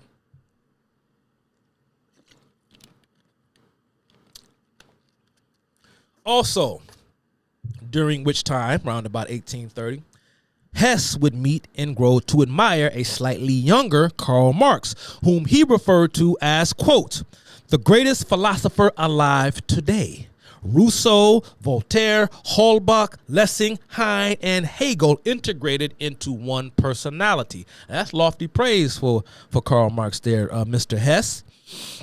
It is said by some Marx biographers that it was Moses Hess that converted Marx and Engels to the socialist ideal. Hess would nonetheless come to disagree with Marx about the nature and course of the impending revolution. Hess would also cultivate a camaraderie with fellow German socialists, a man by the name of Ferdinand Lassalle. The two would go on to co-create the General Federation of German Workers.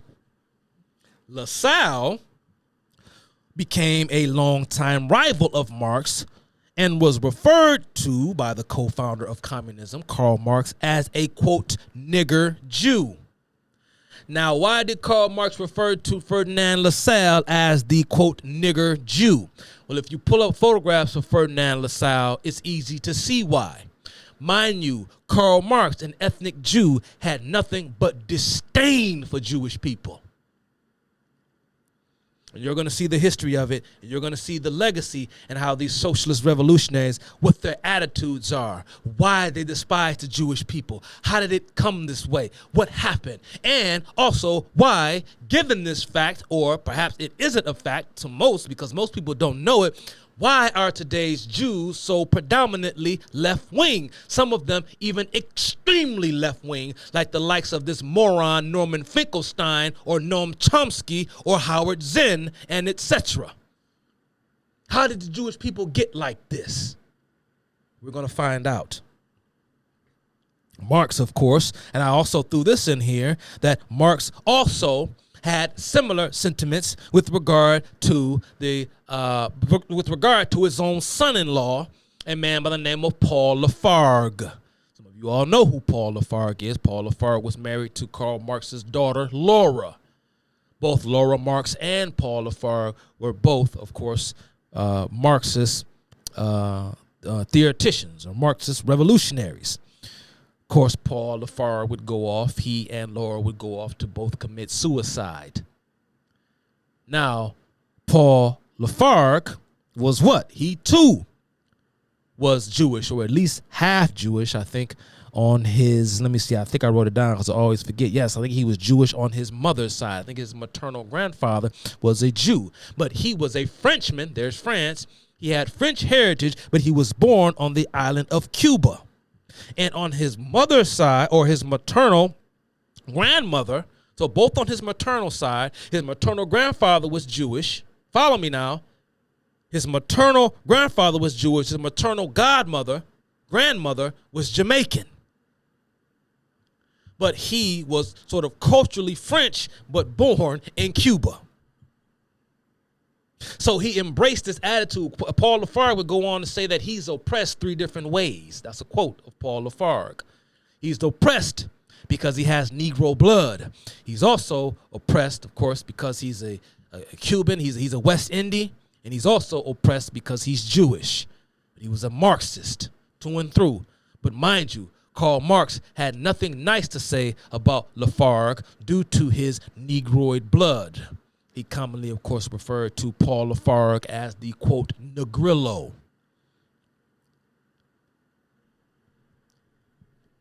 Keep in mind that Karl Marx also, for all of you bliggity blacks out there, you so-called, you self-described Marxists, you Patrice Cullerses of the world, did you all know that Karl Marx was in favor, he supported American slavery? Said that the blacks ought to be enslaved because Marx believed that by releasing the slaves, it would put the whole of the newly sort of developing system of international commerce at risk. Marx was not in favor of freeing the black slave. He wanted or thought that it'd be best if they remained slaves. This is what he wrote about. And there was another Marxist theoretician that was heavily influenced, that was a heavy influence on Marx, that influenced Marx heavily, a man by the name of Pierre Joseph Proudhon, who was in favor of freeing the slaves, which of course brought Marx and Proudhon into conflict. It was also, back to Hess, it was also Hess's embrace of Jewish patriotism, hence his moniker as the founder of labor or secular Zionism that put him at odds with his friend turned rival Karl Marx. But how different were they? Well, we'll get to it.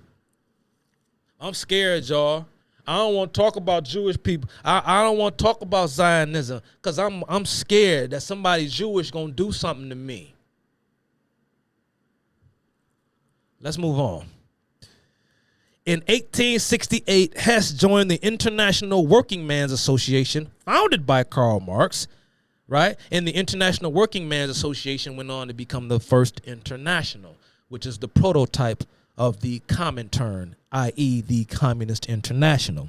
Hess represented the workers of Berlin in the First International in 1868 and 1869 as a Marxist delegate, where he battled the likes of Pierre-Joseph Proudhon and Mikhail Bakunin because of his belief that their doctrines would disrupt working class unity. Now, what did Hess believe and what did Moses Hess write? Let's talk about what Moses Hess believed. Let's talk about what Moses Hess wrote. I got 10 pages of notes. I'm on page 10.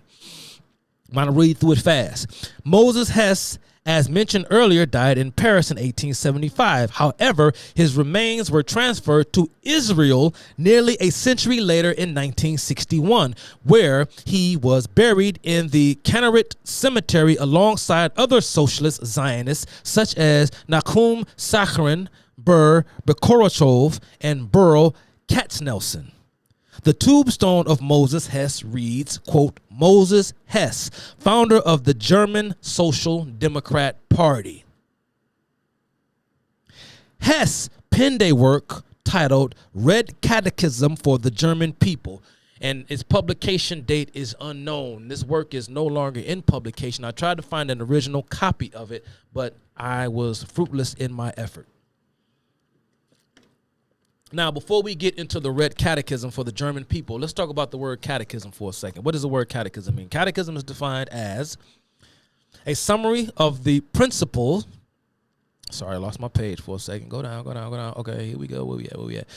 Catechism is defined as a summary of the principles of Christian religion in the form of questions and answers used for the instruction of Christians, or a series of fixed questions, answers, or precepts used for instruction in other situations. The four pillars of catechism for the Catholic Church are creed, prayer, sacraments, and morality. So let's reflect back on the original title of the Communist Manifesto, which was what? The Communist Manifestation of Faith, of course, which was changed at the 11th hour by Friedrich Engels, who believed that the title sounded too religious. Now, let's go to the Red Catechism for the German people. Hess writes in his Red Catechism the following. Listen to Hess. What is black? Black is the clergy. These theologians are the worst aristocrats. The clergyman teaches the princes to oppress the people in the name of God. Secondly, he teaches the people to allow themselves to be oppressed and exploited in God's name. Thirdly and principally, he provides himself with God's help a splendid life on earth, while the people are advised to wait for heaven. Now, what does that sound like? Do I need to repeat? Do I need to read it again? Pretty much what Hess is saying, he's saying is that the clergy uses their religious authority for earthly gains while convincing the flock to wait for heaven. Who does that sound like? Or what organization or what group does that sound like? I'll let y'all think about that one. The red flag, he goes on, the red flag symbolizes the permanent revolution until the completed victory of the working class in all civilized countries. The Red Republic, the socialist revolution, is my religion. The socialist revolution is my religion. Judaism is my religion. No, he said socialist revolution is my religion. Not the Jewish revolution, not the Zionist revolution. The socialist revolution is my religion. The workers, when they have conquered one country, must help their brethren in the rest of the world. History professor Azael Abelman, who taught Jewish history at Herzog College and Shalem College, wrote of Hess in a 1922 article for Mosaic, quote, although he had previously written of the Hebrew Bible as a major achievement in mankind's spiritual development, he saw it only as a stepping stone to the further advancements brought by Christianity. The philosophy of Benedict Spinoza. How many of you are familiar with the teachings of Spinoza?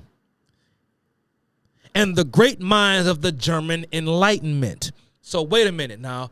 Hess is suggesting, according to Professor Abelman, that Judaism was one step in mankind's spiritual development, which led to the fulfillment of that spirituality in Christianity, which would further move into the great minds of the German Enlightenment.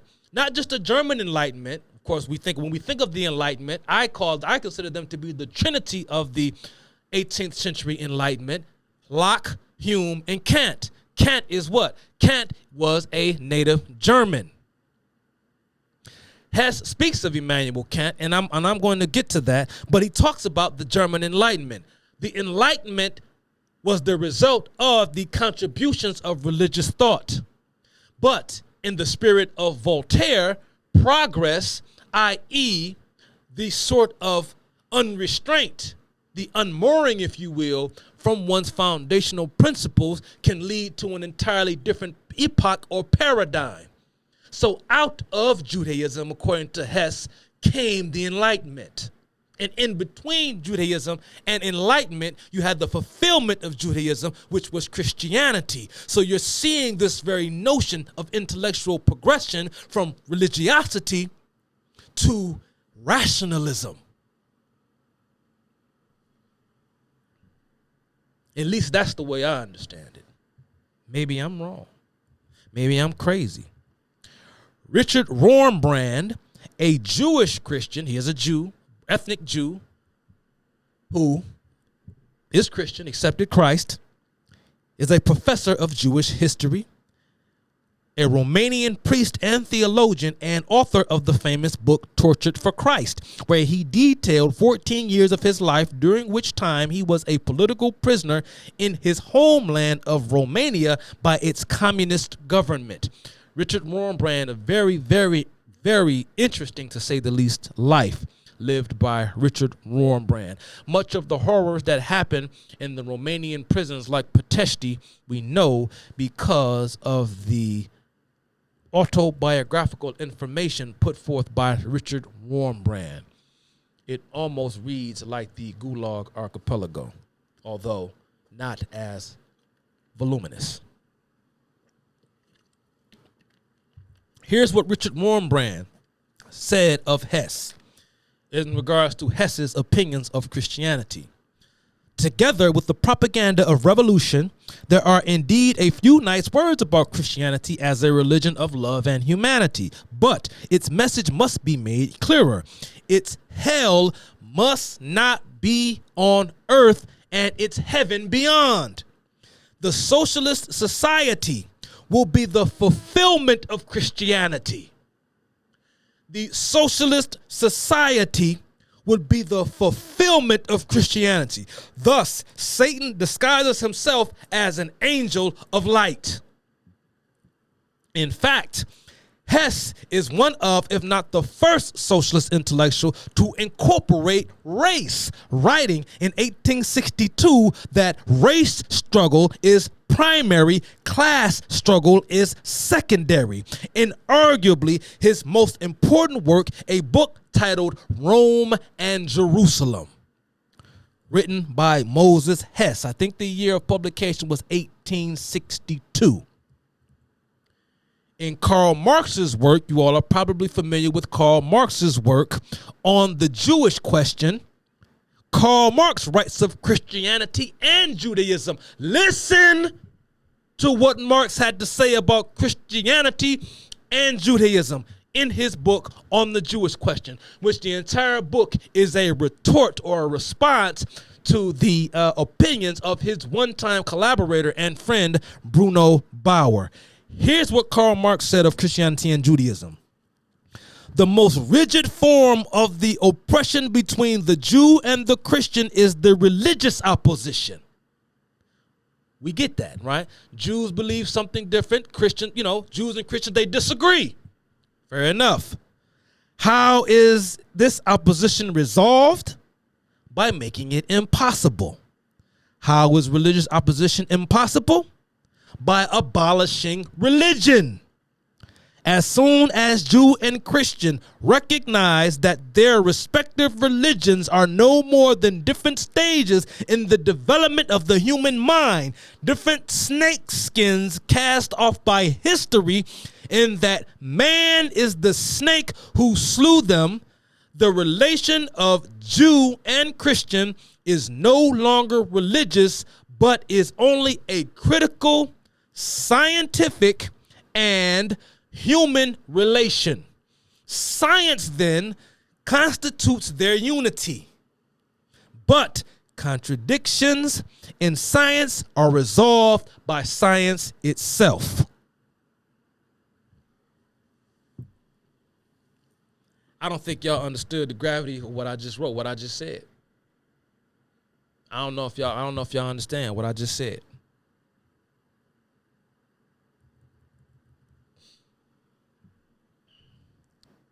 Essentially, it was Hess's Jewish egotism. I'm going to talk about where they differ.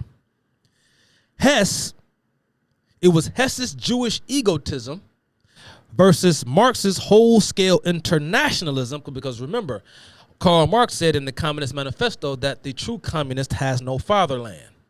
This is what separated them, because Hess is not necessarily, or at some times he's considered a revolutionary socialist, but other times he's considered a utopian socialist, which ran afoul, Marx agreed with the utopian socialists, even the ones that we had here in the United States, like Robert Owen. He disagreed with them. And again, this is all a means of tactics and what have you, but Hess considered himself to be a utopian socialist. But he goes even further, talking about the differences between Hess and Marx. As a utopian socialist, Hess embraced the idea of a unilateral Jewish patriotism that superseded the national interests of other groups. And in so doing, Hess arguably became the first prominent liberation theologian. Let me read that again. Hess, this is my opinion, Hess arguably became the first prominent liberation theologian. Writing, quote, this is Hess, our religion, talking about the Jewish religion, has as its point of departure the enthusiasm of a race which, from its appearance on the stage of history, has foreseen the final purposes of humankind, and which had a foreboding of the messianic time in which the spirit of humanity will be fulfilled, not only in this or that individual or only partially, but in the social institutions of all humankind. He's the first liberation theologian. It is useless and insufficient to evaluate the people elevate the people to real freedom and to make them participate in the goods of existence without freeing them from spiritual slavery, i.e. religion. For our God is no more than the human race united in love. Now, what kind of hippie bullshit is that? This man, again, a Jewish man, brought up in the faith. When did Judaism become synonymous with this kind of talk? What master does this man serve? Listen to what he said. For our God is nothing more than the human race united in love. In Hess's book, Last Judgment, he declared that the fellow German, Immanuel Kant, had, quote, this is how he describes Immanuel Kant's work. Kant had, quote, decapitated the old father Jehovah together with the whole holy family. Is this the way? Is this a religious Jew? This is what an observant Jew, is this is how they talk? Is this what they believe? Immanuel Kant didn't even believe that, ladies and gentlemen. He completely bastardized Kant, but I didn't feel the need to go into detail regarding Kant's philosophy. Excuse me. But it doesn't take a genius to know that that's foolish to say such a thing about Immanuel Kant. You can say whatever you want to say about Immanuel Kant's his more liberal theology, but Immanuel Kant was some full-blown militant atheist who decapitated the old father Jehovah from the whole of the Holy Family. That's not Immanuel Kant.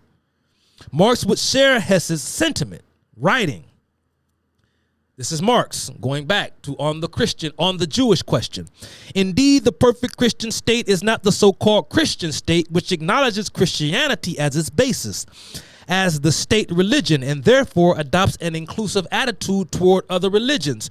On the contrary, the perfect Christian state is the atheistic state, the democratic state, the popular state maybe, the state which relegates religion to a place among the other elements of the civil society. But ironically, while Hess is celebrated by some as the father of modern Zionism, those of you who are familiar with the works of Theodore Herzl may disagree with that. And no, don't worry, it's coming. I'm going to talk about that in the next video, or maybe by the third. I don't even know. I don't even know what I'm going to do next. But I'm going to put all of this in a nice, neat package for you. Because the reason why I feel the need to get into this, because I am so sick and tired of you Johnny-come-latelys who ain't even heard the term Marxism but 2 fucking weeks ago. Now all of a sudden, everything that come out your mouth is Jewish this, small hat that, but you didn't even know what the fuck communism was 2 weeks ago. I'm not listening to you. Because I'm sick and tired of you passing the buck. It's the Jewish people that made black people like this. They control academia. They control popular media. They control Hollywood, the porn industry, and so on and so forth. Still, it ain't white supremacy, it's Jewish supremacy. I don't believe in some coordinated white supremacy to keep people down. But I guess there is a Jewish one. Sound a little bit too neat and nicely packaged to be true if you were to ask me.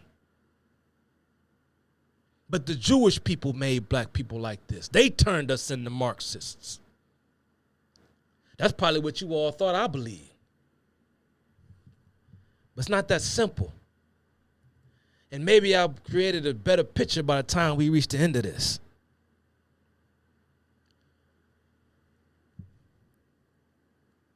While Hess is celebrated by some as the father of modern Zionism, Hess, in his own book, going back to Rome and Jerusalem, listen to what he said about the monetary system.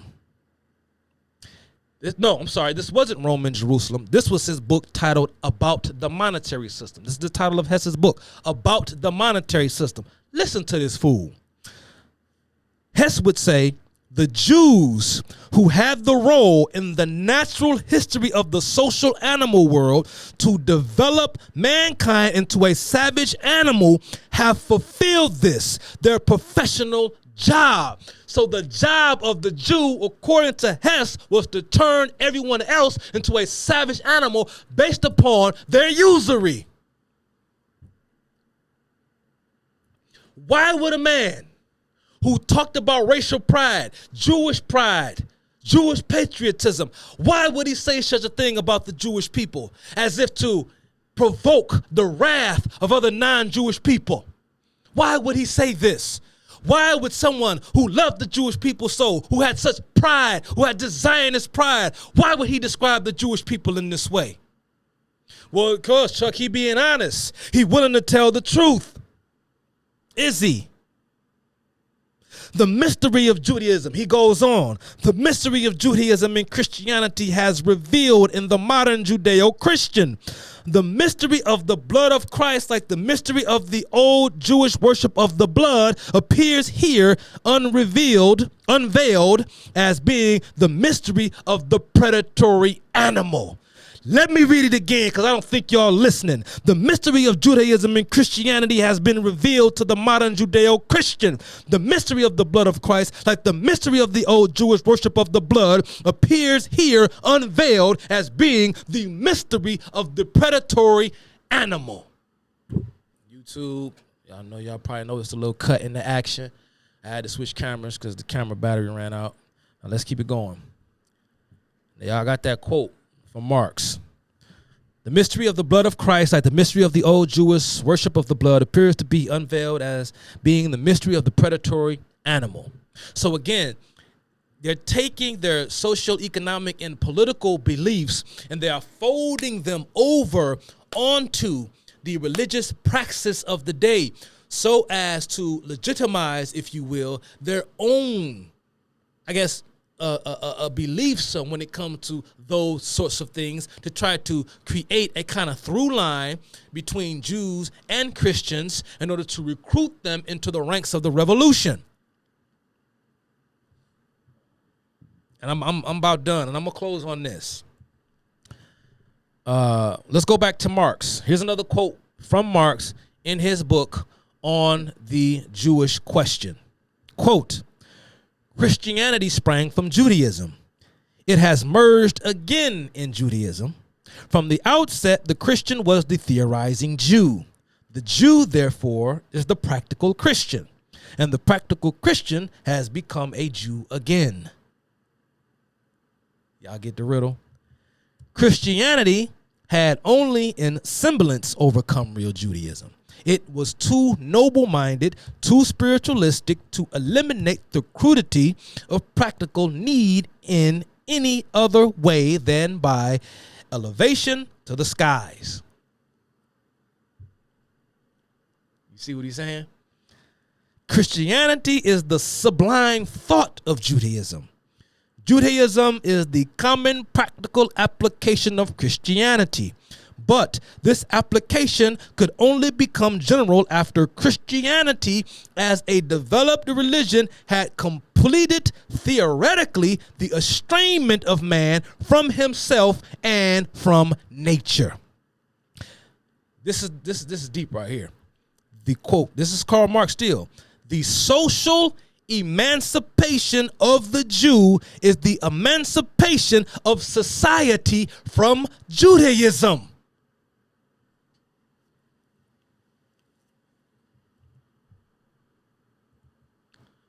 The worst enemy, the greatest enemy of the Jews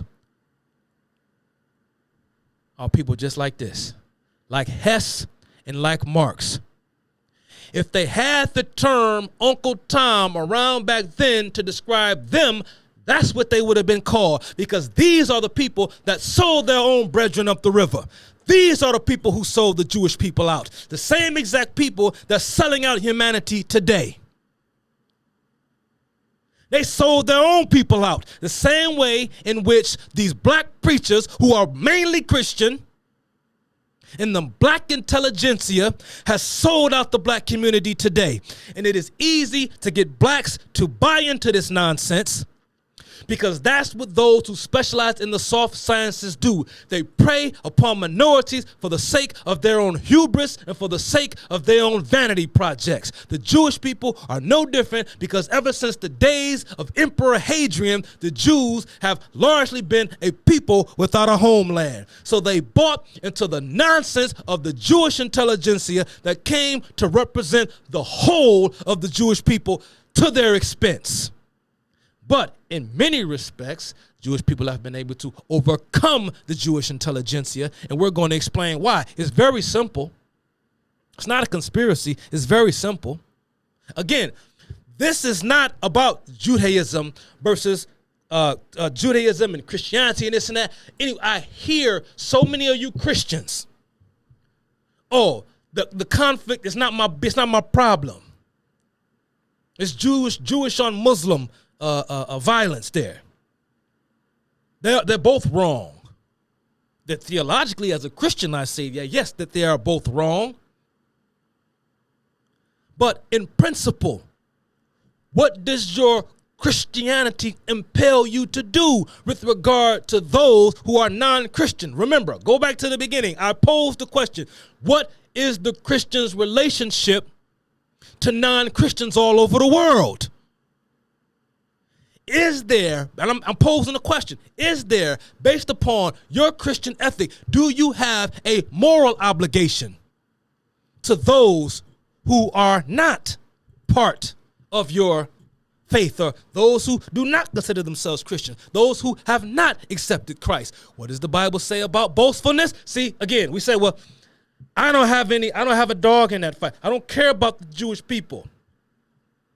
They turned on Christ. They rebuked Christ. They didn't accept Christ. And so I'm over here. Who's being boastful now? It's not my problem, or it's not your problem, huh? It's funny because, again, the same Christians, the same Christian ethic, it's not about simply putting on a cape and coming to the defense of Israel every time they're into a conflict. That's not it. You say, well, we did the same thing for very selfish interests when it came to Afghanistan and Iraq. Again, I'm going to revisit the war on terror. But we are those same Christian people who were appalled at what we saw take place in Afghanistan just a couple of years ago. Those were Muslim people. How many Muslim lives have been saved thanks to Christians who intervened on their behalf and protected them from other Muslims? How many Buddhists and Hindus have been saved or were spared in French Indochina, for a time at least, in places like Vietnam and in Korea? How many non-Christians have been saved because of Christians? But we don't have any interest in what goes on over there because those are Hindus, those are Buddhists, those are Muslims, those are Jews. Again, you can make the argument, you can make the theological argument all you want to, but that's not why I'm here. This is not a theological discussion. Because if it was a theological discussion, I'd be simply making the case as to why a Muslim or a Jew should convert to Christianity. I ain't talking about that. There will be no context wherein a free person can make the choice to become a Christian if we are all living under the yoke of some tyrant. Freedom is the prerequisite context for the soul to reconcile itself to its creator. You cannot justify the need for freedom without there being a soul. This is not about fighting for Jews against Muslims. This is about maintaining a context of liberty and freedom so that the Christian can be free to know his creator and to practice his Christianity without the threat of torture, without the threat of death, without the threat of beheading. Some of you don't have the foggiest idea what you're staring in the face. But the world of geopolitics are no interest to you because these are not Christians fighting.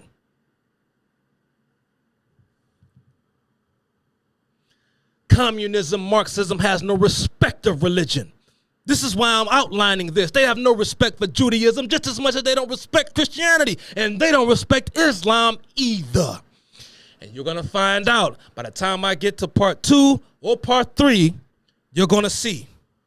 Because we're going to find out who the Marxists really are. Because if you want to run around talking about how it's the Jews that are promoting Marxism everywhere, you're going to find out how it's not just the Jews. Oh yeah, it's Arab Muslims too. Not only are Arab Muslims were they promoting communism, but they were also promoting fascism and Nazism by the time of the 20th century. And we're going to get to that period of history when we move forward. This is not about theology. All you Christians, get down off your damn high horse. Talking about I'm sick and tired of Jews. And I get it. Everything that's anti-Semitic is not anti-Semitic. That's another thing that communists would do to evade criticism for their nefarious activities. They accused everyone of being a communist.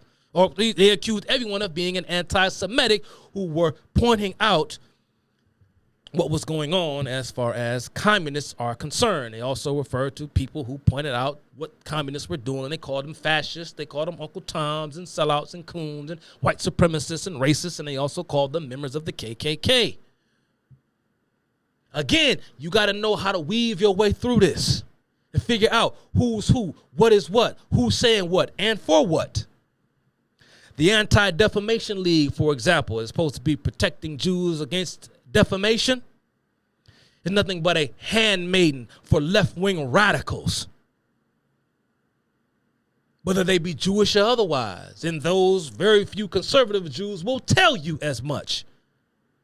But do we listen? Nah, we don't listen, because so many conservative Jews are pro-Israel. So many conservative Jews are Zionists, quote unquote.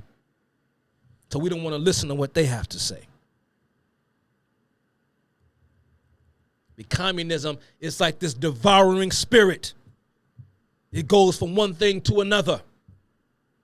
There's a reason why people who aren't Jewish believe these ideas. Christians believe these ideas. Muslims believe these ideas. They believe in liberation theology. It does not respect a religion. This is about the spiritualist doctrine. Say what you want to say about other religions as a Christian. You can believe that your religion is the only way. Fair enough. I get it. But this is not about Christianity versus Judaism versus Islam. This is about the doctrine of spiritualism versus the demonic doctrine of satanic materialism. It's spiritualism and materialism. It's the realm of ideas versus the realm of matter. The realm of the illusion, the demonic realm, the realm of Satan, the realm of carbon, the realm of matter. This is about materialism devouring all things of the spirit. It doesn't matter if you don't agree with the Jews' conception of spirituality, or Muslims for that matter. We'll settle that up later. But right here and now, the enemy is the doctrine of materialism, i.e., the doctrine of Marxism. I know. Y'all don't hear me. Y'all don't agree with what I'm saying. It's okay. Now, before I go, let's talk about a few things. I just want to talk about the Jewish people just in general. Let me say this. Diasporic Jews have long been a people of commerce, especially banking. Hence where you get all the conspiracies and so on and so forth. The great Thomas Sowell uses the term middlemen minorities to describe not only Jews throughout the world, but the Chinese in Southeast Asia, the Igbo in Nigeria, East Indians in Uganda, the Germans in Austria-Hungary, Armenians in Turkey, and so on and so forth. The middlemen minorities. For those of you who are unfamiliar with Thomas Sowell's scholarship, go and look it up. What he means by middlemen minorities are groups of people based upon their clannish, slavish devotion, if you will, toward one another. They are able to kind of maintain and sort of inoculate their values and beliefs, and they do things that other minorities groups would otherwise not do. Primarily is they act as go-betweens between separate groups of individuals who, based upon their own kind of tribal prejudice and bigotry and so on and so forth, do not make regular contact with one another. And this is how Jews at various times and in various countries have able to kind of rise, if you will, within the ranks of society due to their willingness to play the role of the middlemen minorities. And again, we saw this with other examples with the Chinese, who were called the Jews of Southeast Asia, and with the Igbo in Nigeria, and so on and so forth. You have these minority groups who take with them a certain set of values, or a certain set of cultural values, and when given the opportunity to prosper, as the old saying goes, the cream always rises to the top. And they have converted a lot of high business success, because they were in the garment industry, shoemaking, diamond cutting, et cetera, et cetera. And again, and this has a lot to do with, once again, a lot of those of values that, allow not just Jews, but Asians are keen on this, as well as sort of staving off immediate gratification for the sake of later reward. Which causes an entire generation of Jews or Asians may sacrifice success for the purpose of their progeny. They will deliberately downgrade, if you will, their living accommodations so as to save not just for their progeny, but even for those sort of relatives in their homeland to be able to sponsor them, to afford them safe passage to places like the United States so as to escape the political turmoil and other situations in their native homeland. So it's a whole lifestyle thing. But anyway, I didn't really have time to get off into all of that. But they have converted high business success into educational success, which led to many Jews transitioning into secular intellectualism at the expense of religious and cultural traditions. So, again, if I haven't made the point clear, the issue in and of itself, if you all want to know, there's a very interesting book I advise you all to go read. I've told you all about this book before. Go and pick up a book titled The Ordeal of Civility, written by John Kadahi. Very interesting read about Jews around the world, particularly in Western Europe and their relationship with their host societies, and why the kind of collective, if you will, character of the Jewish people were shaped by a myriad of historical, political, and military consequences that too many people often take for granted because we simply look at the Jews and their predominance within the sector of academia and popular entertainment. But it's far deeper than that, because the issue in and of itself isn't so much about the Jewish religion and Jewish history and Jewish customs and so on and so forth. There is a tradition, if you will, within the intelligentsia as a result of the consequences of the Enlightenment movement of the 18th century. This is when our universities in the 18th, 19th century began to overtly transition from institutions. I'm talking about the universities now. The university as an institution began to transition away from an institution that was predicated upon a more theological based tradition to a more scientific or rationalist based position. And that became, to our detriment, that became the defining characteristic, if you will, of the university class or the university system. It is, as an institution that is in the business of promoting the secular religion.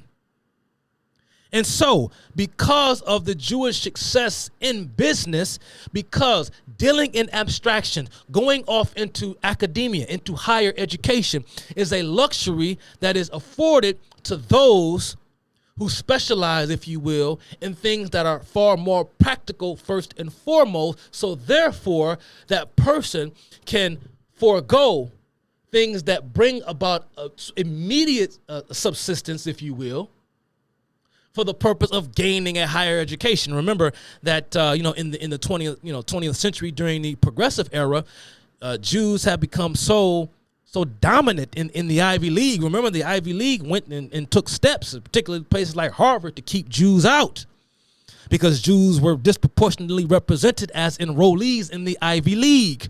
And a lot of that has nothing to do with inherent intelligence. It has everything to do with a cultural tradition that made them successful in business, which afforded them the opportunity to transition into higher education, because people who make a living with their hands require immediate subsistence, which promotes them or prompts them to despair or to do away with abstract concepts. The creator of the scholastic aptitude test, Carl Brigham, once said of Jews that they were incapable of dealing with abstractions. And being, this is Carl Brigham, a luminary of the progressive era, viewed Jews as being inherently and genetically inferior intellectually than those of Western and Northern Europe. This is particularly we're talking about a period in the United States when a lot of Jews made the transition or made the trek over to the United States from parts of Eastern Europe as opposed to parts of Western Europe. You had your more Germanic Jews from Western and Northern Europe who had come to the United States in the late 19th century. You had Eastern Europeans, Eastern European Jews coming to the United States in the early 20th, and there was a disconnect between those of Eastern European extraction and those from Western European extraction. Anyway, man, I'm talking about a lot of stuff people don't. Anyway, man, whatever. Let's move on. I'm kind of on a rant. I'm trying to end up here. Anyway, so now you're saying, so my point in what I'm saying here is the problem is not Jews. The problem is the intelligentsia and it's deeply ensconced, entrenched paradigm. Its popular refrain. Its popular refrain is rationalism, scientism, secularism. It's been this way for 2.5 centuries. It hasn't changed. It is the prevailing paradigm of the intelligentsia. And considering the fact that a lot of Jews are, again, predominant in intelligentsia, it is only natural that the majority of them will come out left wing. Hence, from 1901 to 2020, almost a quarter of all Nobel Prize winners have been thought to be Jewish or were raised Jewish. And of that quarter, a third of them have been in economics. See Milton Friedman. For every Noam Chomsky and Norman Finkelstein and Howard Zinn and even the ones in the media from Wolf Blitzer and Fake Tapper,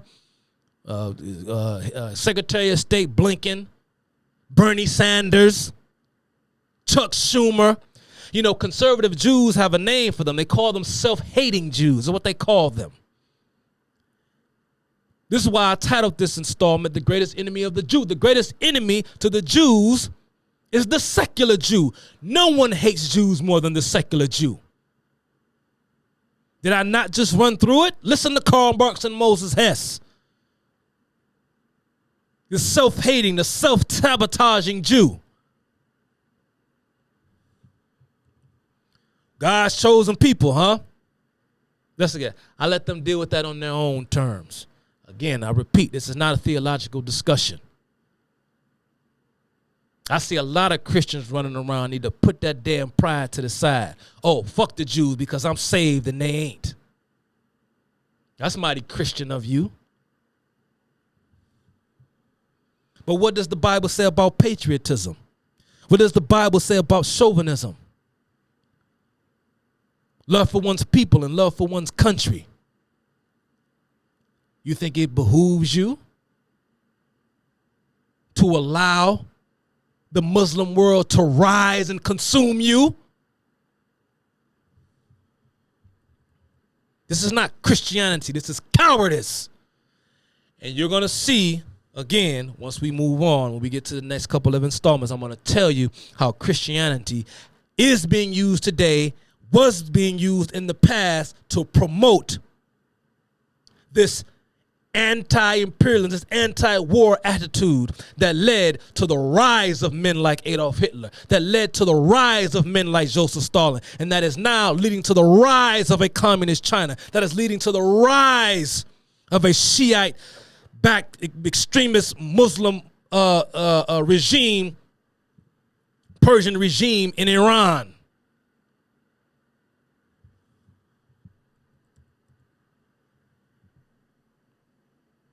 So see Milton Friedman, another Jew.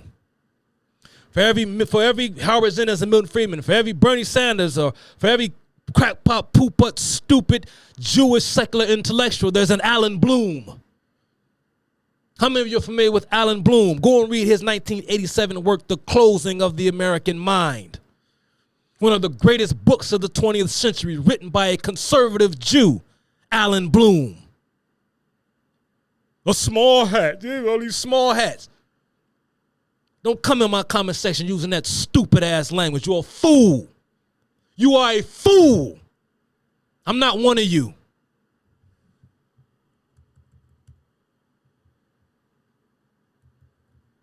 While Jews make up less, get this now, almost a quarter of the Nobel Prizes awarded from 1901 to 2020 have been awarded to Jewish people. Of that quarter, a third of them have been in the field of economics. While Jews make up less than 1% of the world's population and have never been more than 3% of any country's population, except Israel. Jews have been more prone to assimilation in Western countries such as England, France, the United States, Canada, and Australia, where human capital is more widely diffused amongst the general population, as opposed to Muslim-majority countries or Eastern European states, where, as a result of the lower degree of highly marketable skills amongst the majority population, has recently led to higher rates of anti-Semitism. It's not rocket science, Candace Owens.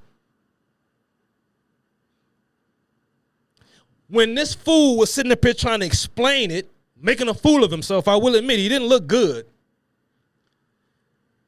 But what you have here is what I wrote in my next piece, with my next little slither here.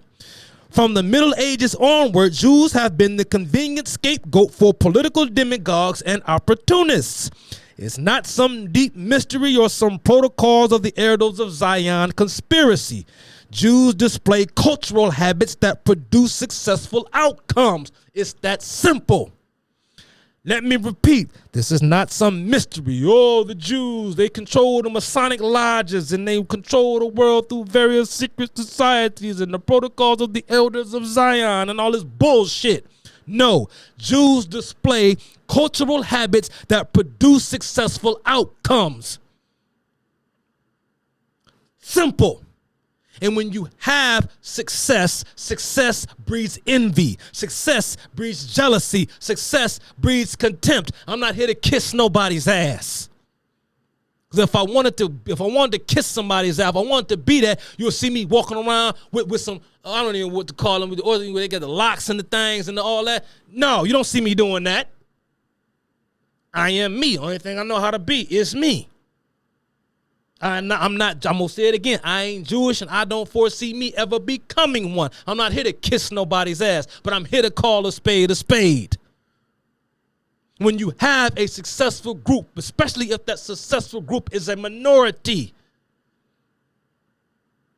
you have activists and demagogues that will take advantage of the situation for the sake of their own individual ascension, whether it be politically, socially, monetarily, etc.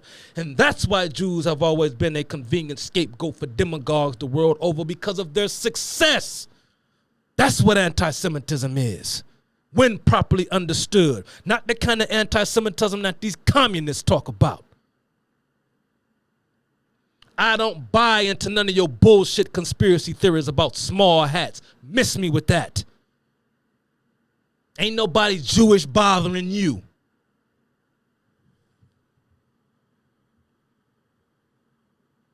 They display a high degree of success.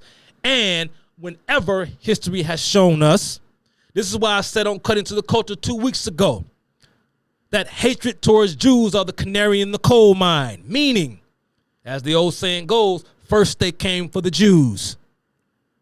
Something is on the precipice. It's ain't about, and again, Israel has its own internal saboteurs that it has to worry about. You see the riots, if you will, and all the other stuff going on, the attempted overthrow, the attempted ouster of Benjamin Netanyahu. Am I here to sit up here and put Benjamin Netanyahu on a pedestal and say he does everything right? I don't know enough about Benjamin Netanyahu to even make a claim with confidence. But what I will say is that you have leftists within the state of Israel that is seeking to undermine what is in the best national interest of Israel, the same way in which we have leftists here in the United States working against what is in the best interest of the United States, with hopes of folding strong, independent, sovereign nations like the United States and Israel over into its larger global framework. The war is against national sovereignty. And at this particular juncture, in the quest or the mission of the secularists is to use radical Islam to do it. This is why you see this unholy alliance, if you will, between the left and radical Islam. And I'm going to show you why that's deeper, why that means more than what you think it means. Stick around for the next installment. Not all Jews are created the same. You have Western European Jews versus Eastern European Jews. You have Ashkenazim versus Sephardim, Orthodox versus Reform. You have Talmudic Jews, non-Talmudic Jews, etc. It was not until the events of World War II that Jews and non-Jews alike began to blur the lines of distinction between separate groups of Jews for political expediency. Now we start talking about the Third Reich, Adolf Hitler, and the culmination of World War II. And that's what I'm going to get off into next time. And I'm going to talk about how the culture of pacifism that was being promoted amongst the West's intellectual elites led to the events that took place during World War II. All this, man, let's get these wars, man. Let's stop these wars. That doesn't stop war. That just ensures you'll conquer. You're ensuring that there will be one. World War III may very well be on the brink. Why? It's because of your cowardice and the fact that you have allowed these demagogues to determine the fate of your nation based upon these stupid, lofty ideas and ideals they have about some sort of, if you will, international community. And there's nothing wrong with having an international community, but it is an international community where bad faith actors are able to act with impunity because the once dominant Western European nation states who made their wealth off the backs of indigenous people during the ages of empire owes the world something.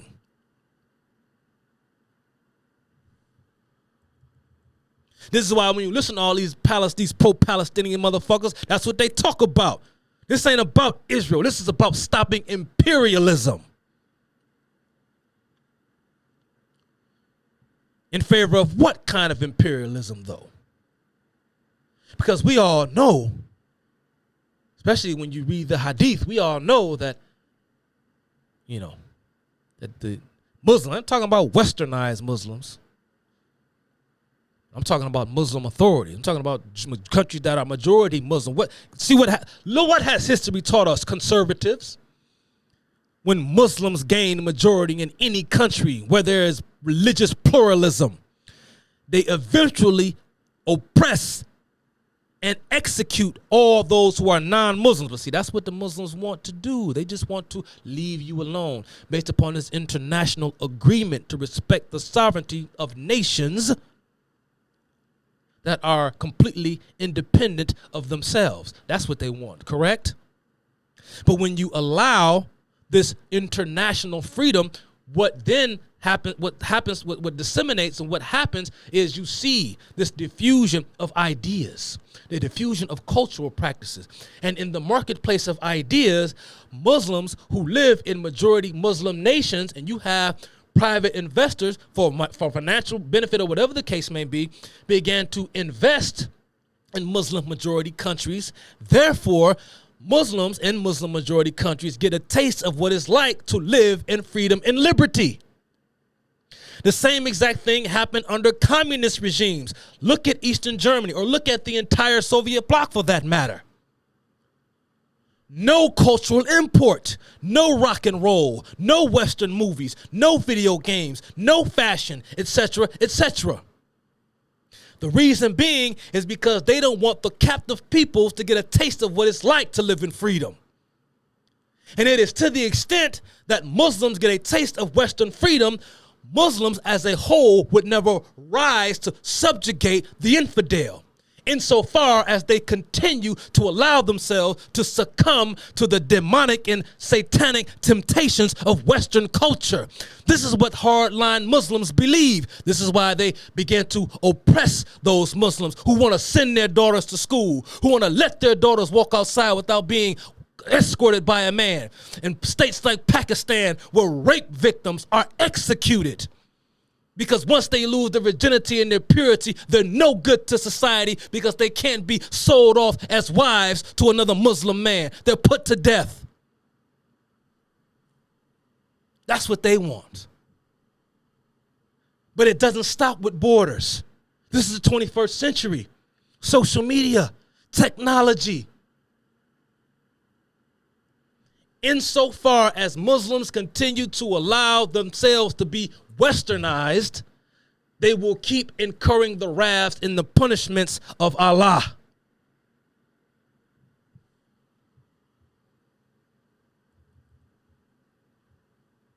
And I put this little as an aside, just backing out of here. And I didn't want to make this about theology. It ain't necessarily a criticism of Islam. Once again, this is about politics. It's about culture. This isn't even about Christianity. It's about the West, our heritage, our culture, our traditions. Our traditions come from Plato, Aristotle. Those weren't Christian men, those were pagan men. Everybody running around throwing this term pagan around don't even know what it means. This is why men like Justin Martyr referred to Aristotle and Plato as, quote, saints before Christ.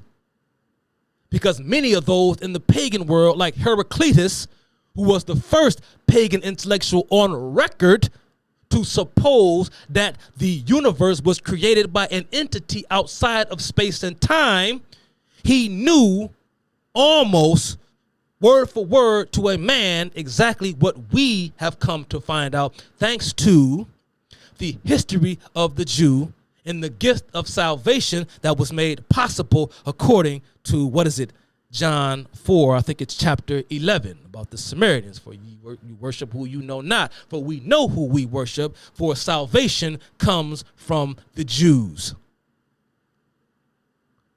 But again, y'all, I'm just a sycophant.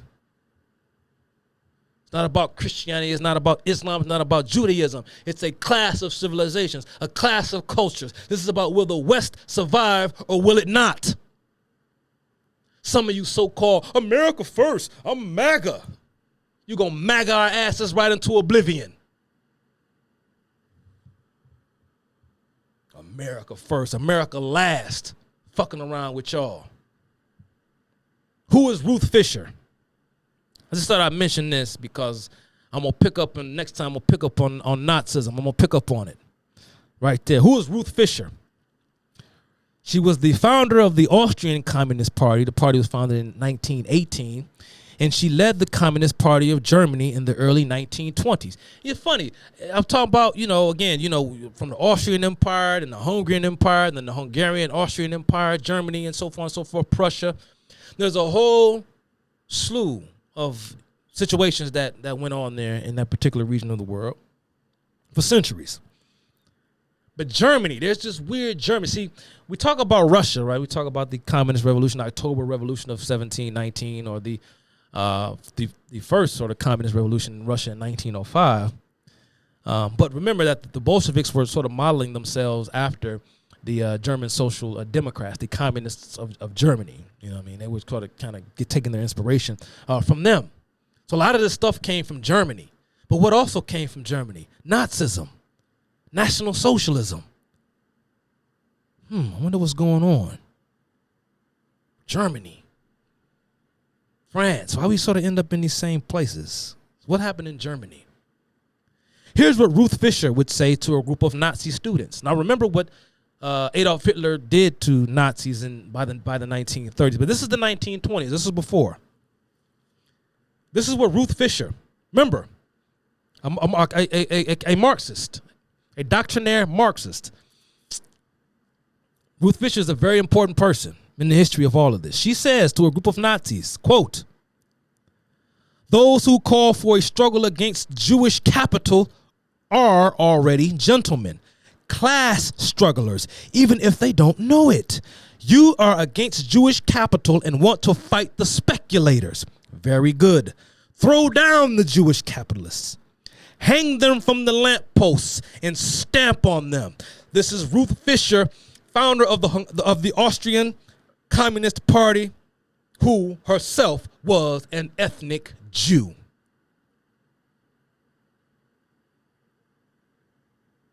Hang them from the lampposts and stamp on them. Then you see what the Nazis went on to do. She was a communist who instructed Nazis to kill Jews. A Jew in Ruth Fisher, who, to her credit, would later on go on to renounce communism, and much of what we know about communism and its inner workings came from Ruth Fisher because she would later on become an American spy. It's a very interesting life.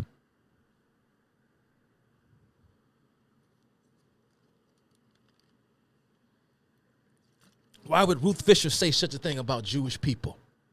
The greatest enemy of the Jews is the communist Jew. Religious Jews don't think this way. But here I go. I gotta say it, and I got to look like, you know, I'm caping up fears. I got to look like the one, cause don't nobody else want to say it. But that's Ruth Fisher.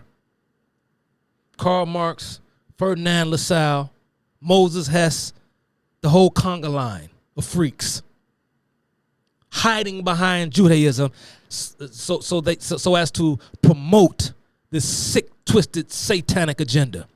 The same way in which many of Catholics, Christians, Hindus, and Buddhists have done the same.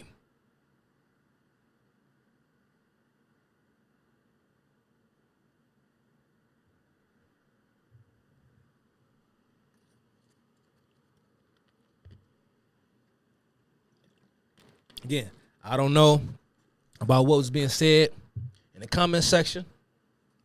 I ain't ridiculing no Christians. This ain't what I'm doing.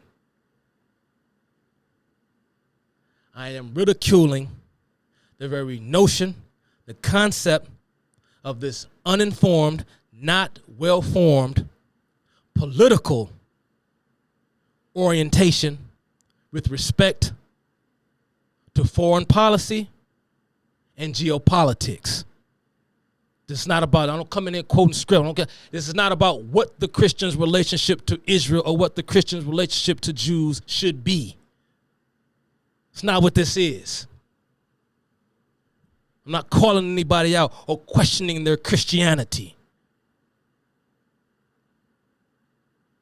There will be no liberty context for any Christian or for anyone seeking to freely discover God on their own terms without the underpinnings of the principles that went on to create the greatest civilization in human history. That is Western civilization, a civilization that encompasses all faith walks. This is not about salvation. This is about the opportunity to find true salvation within, I repeat, a liberty context that makes it possible. See, plenty of people like to sit here and talk tough about how big and bad, how much of a Christian they are. I'll die for my faith. I'll die for my religion. I'll die for Christ. Many of you would. Not questioning that. But if you had any idea what went on at Lubyanka or Pest, you talk tough now. You don't want to go through what scores of people have went through before you. You don't want to know about the killing fields of Cambodia. You don't want to know about that. Those who are non-Christian may come over to the faith in due time.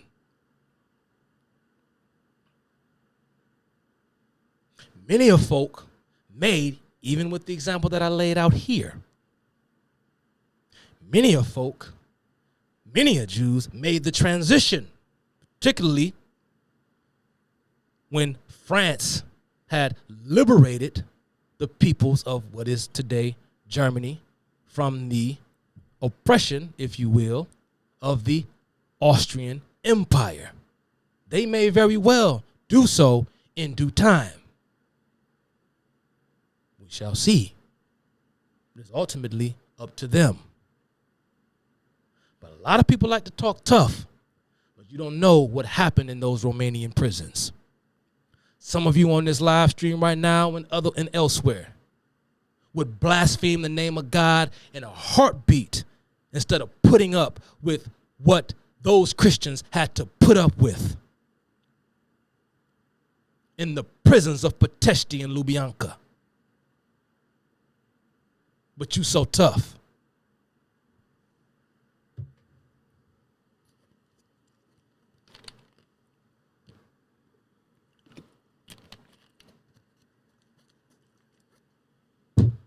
This boastful attitude. But you still got to deal with life as it comes. So much for them, they'll never have the opportunity to discover the great truth with which you have discovered, which is that Christ was crucified, buried, resurrected for your salvation in due time. But we shall see, because everybody ain't going. That's just the way it is. But if you care about the future of your children and their ability to find that same truth that you have discovered, then you must do what is necessary to protect their freedom. You owe it to them. You have that responsibility to your progeny to protect liberty and to protect freedom. Because there may come a time when they may be not put to death, because we can deal with death, but many of us can't deal with torture. I don't even have time to go into it. Maybe I'll go into it the next time. In the name of their faith. What about your children and their grandchildren and your grandchildren?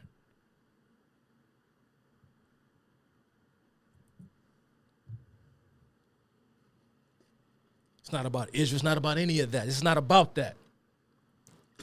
It's about a class of culture and a class of civilizations. This is why I preface what I say.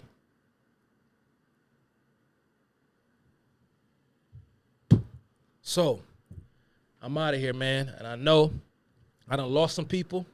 I see people debating in the comment section. I don't know. I'm seeing my boy, the real ICO, and others saying things.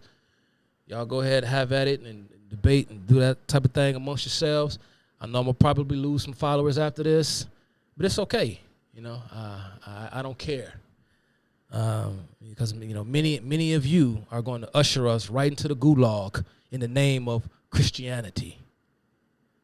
Many of you are going to usher us right into the gulag in the name of being America first or populists or whatever the hell you want to call yourself. I don't know what's going on.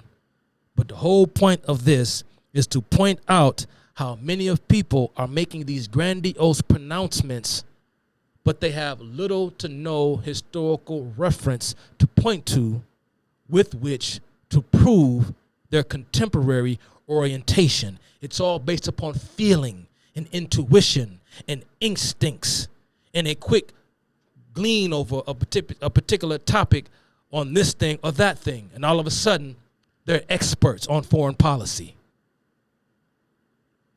I just went through the Napoleonic Wars, France's campaign across the Rhine, the revolutions of 1830, and so on and so forth. You deal with your salvation, your theology is personal. You deal with it on your own terms. I'm not here to tell you how to be a Christian or what to do or what not to do. But when it comes to politics, philosophy, geopolitics, there's a lot of ignorance masquerading as profundity. And it's stupidity. And that's all I got, man. I've been ranting long enough. Shout out to Tish Tampa or Tampa Tish in the comment section. She knows very well what I'm talking about because, you know, she and I have had private conversations, and she has told me some things that she went through in her personal life that I will not discuss here. But again, if nobody knows, she knows. Everybody got their problems. Christians got problems. Israel got problems. Judaism, everybody got problems. Every country has problems. But there are no perfect solutions, only trade-offs.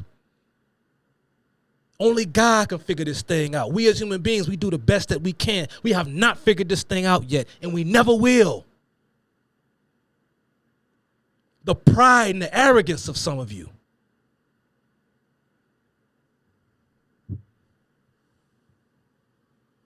I'd rather deal with a prosperous Israel than a nuclear-armed Iran.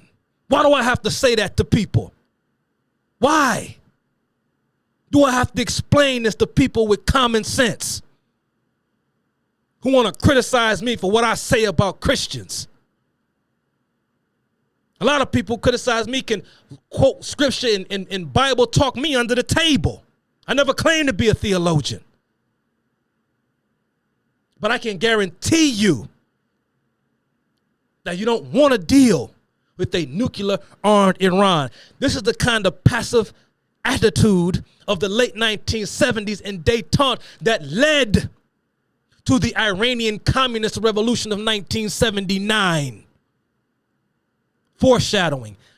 I ain't even got there yet, but I'm going to get there. If you got the guts, you got the heart, stick around. I don't know how many installments this is going to be. This may be about 3 or 4 parts because I got a lot of stuff that I want to get into. But meet me back here in a few weeks or a month or so, and we're going to get into the era of World War II and the rise of the Third Reich. I know y'all hate me. I'm going to play the bad guy. That's okay. That's okay. I ain't here to be liked. But I was told that I was scared. Okay. So it's been 3 hours, y'all. This has been my longest YouTube video so far. And yeah, man. I told y'all I'm gonna come with it. And this is gonna take, like I said, this may take me about 3 or 4 3-hour-long talks.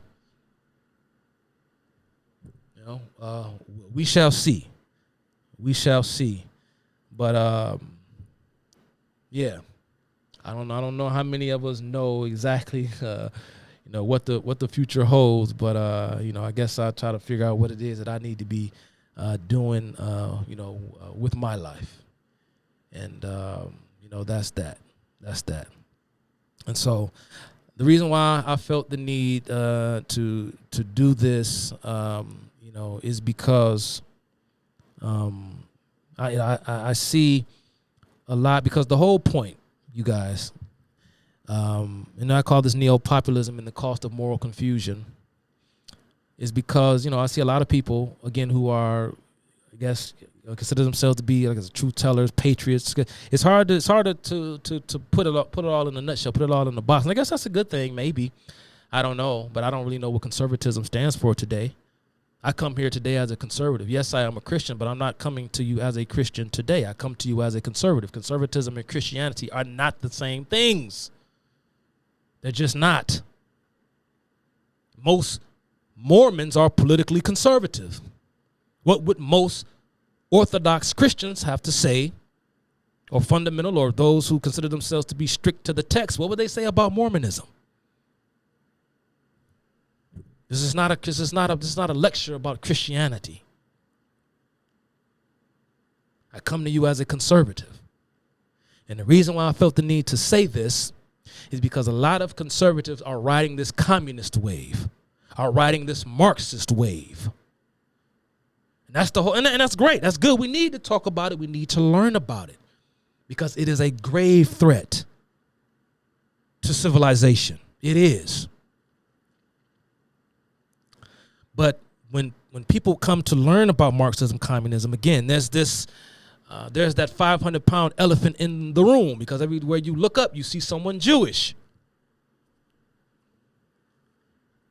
And so when you look at the left, Jews are taking the brunt of a lot of abuse, again, because of their prosperity, and it allows for the left to promote their oppressed paradigm, because according to the dictates of the left, those who are losers, if you will, in the grand scheme of things, are inherently morally virtuous, and those who succeed are intrinsically immoral.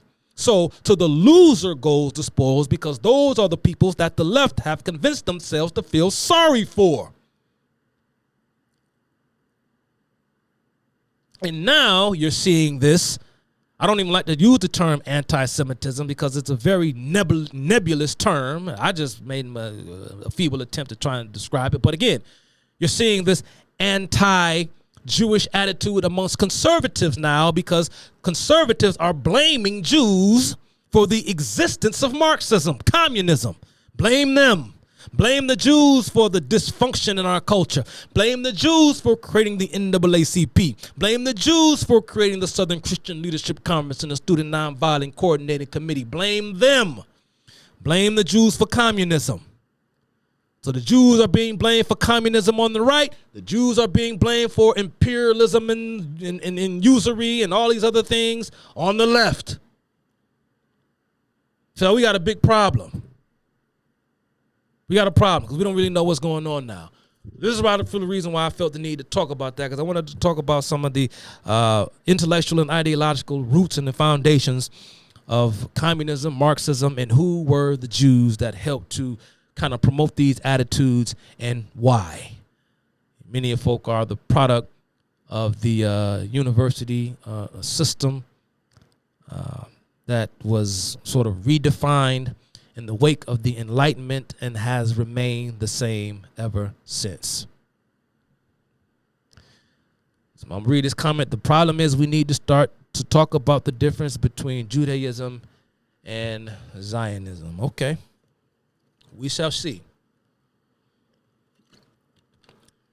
Go back, if you weren't here the entire time when I talked about Moses, Hess, and again, I'm going to talk about, again, the socialist origins of the creation of Israel, Joseph Stalin's relationship with Israel or lack thereof during that particular time, and how the Comintern in the 1920s set forth a policy to create a Soviet Arabistan, as I mentioned earlier. The whole of the international Arabian liberation movement was the creation, by and large, of the KGB. And again, a bit of foreshadowing, because that is to come later. And you're going to realize what is really taking place. All right, I keep rambling on and on and on because parting is such sweet sorrow, and I keep kind of peeking back down at the comment section, and I keep feeling impelled to respond to certain things that I'm hearing, that I'm seeing being said. But the reality is that this is not an easy thing. It's not easy. I don't buy into some Zionist international Jewish conspiracy. I don't buy it. I'm sorry, I don't. You got the wrong one. If you come to my channel looking for that, go somewhere else. I don't buy it. It's too neat. It's too nice. It's too comfortable. It's too nice. It's too well packaged. But all sorts of manner of filth and wickedness and immorality and sin the world over. Everybody doing fucked up shit. What's their excuse? What secret bloodline, Illuminati, Messianic, Jewish, Zionist society do they belong to? Who has control over their minds? Or who has control over their hearts? Who has control over the heart of the man that'll blow your brains out the moment you walk out in front of your house if you got something that he want? Is his last name Rothschild? Or is his name Pookie, Ray Ray, Goldstein, Mohammed?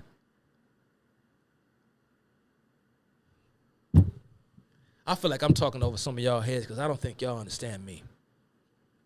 I don't think y'all understand me.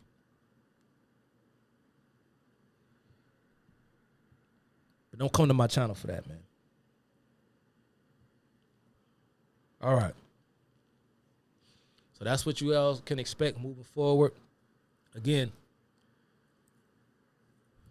the Jewish intellectual betrayed the Jewish people the same way in which the black intelligentsia, that includes the black preacher, has betrayed blacks in the United States. But I'm not making excuses. Ultimately, the responsibility is yours. Is yours. And no matter what happens from this point moving forward, whether the earth is still around 1,000, 2,000, 3,000, 5,000 years from now, I can almost guarantee you the peoples of that time will be discussing and mulling over the same things we are talking about today. Whether there is an Israel or a United States or not, we will still be fighting, warring, arguing, and trying to make the best out of a broken situation. Because we are all sinful.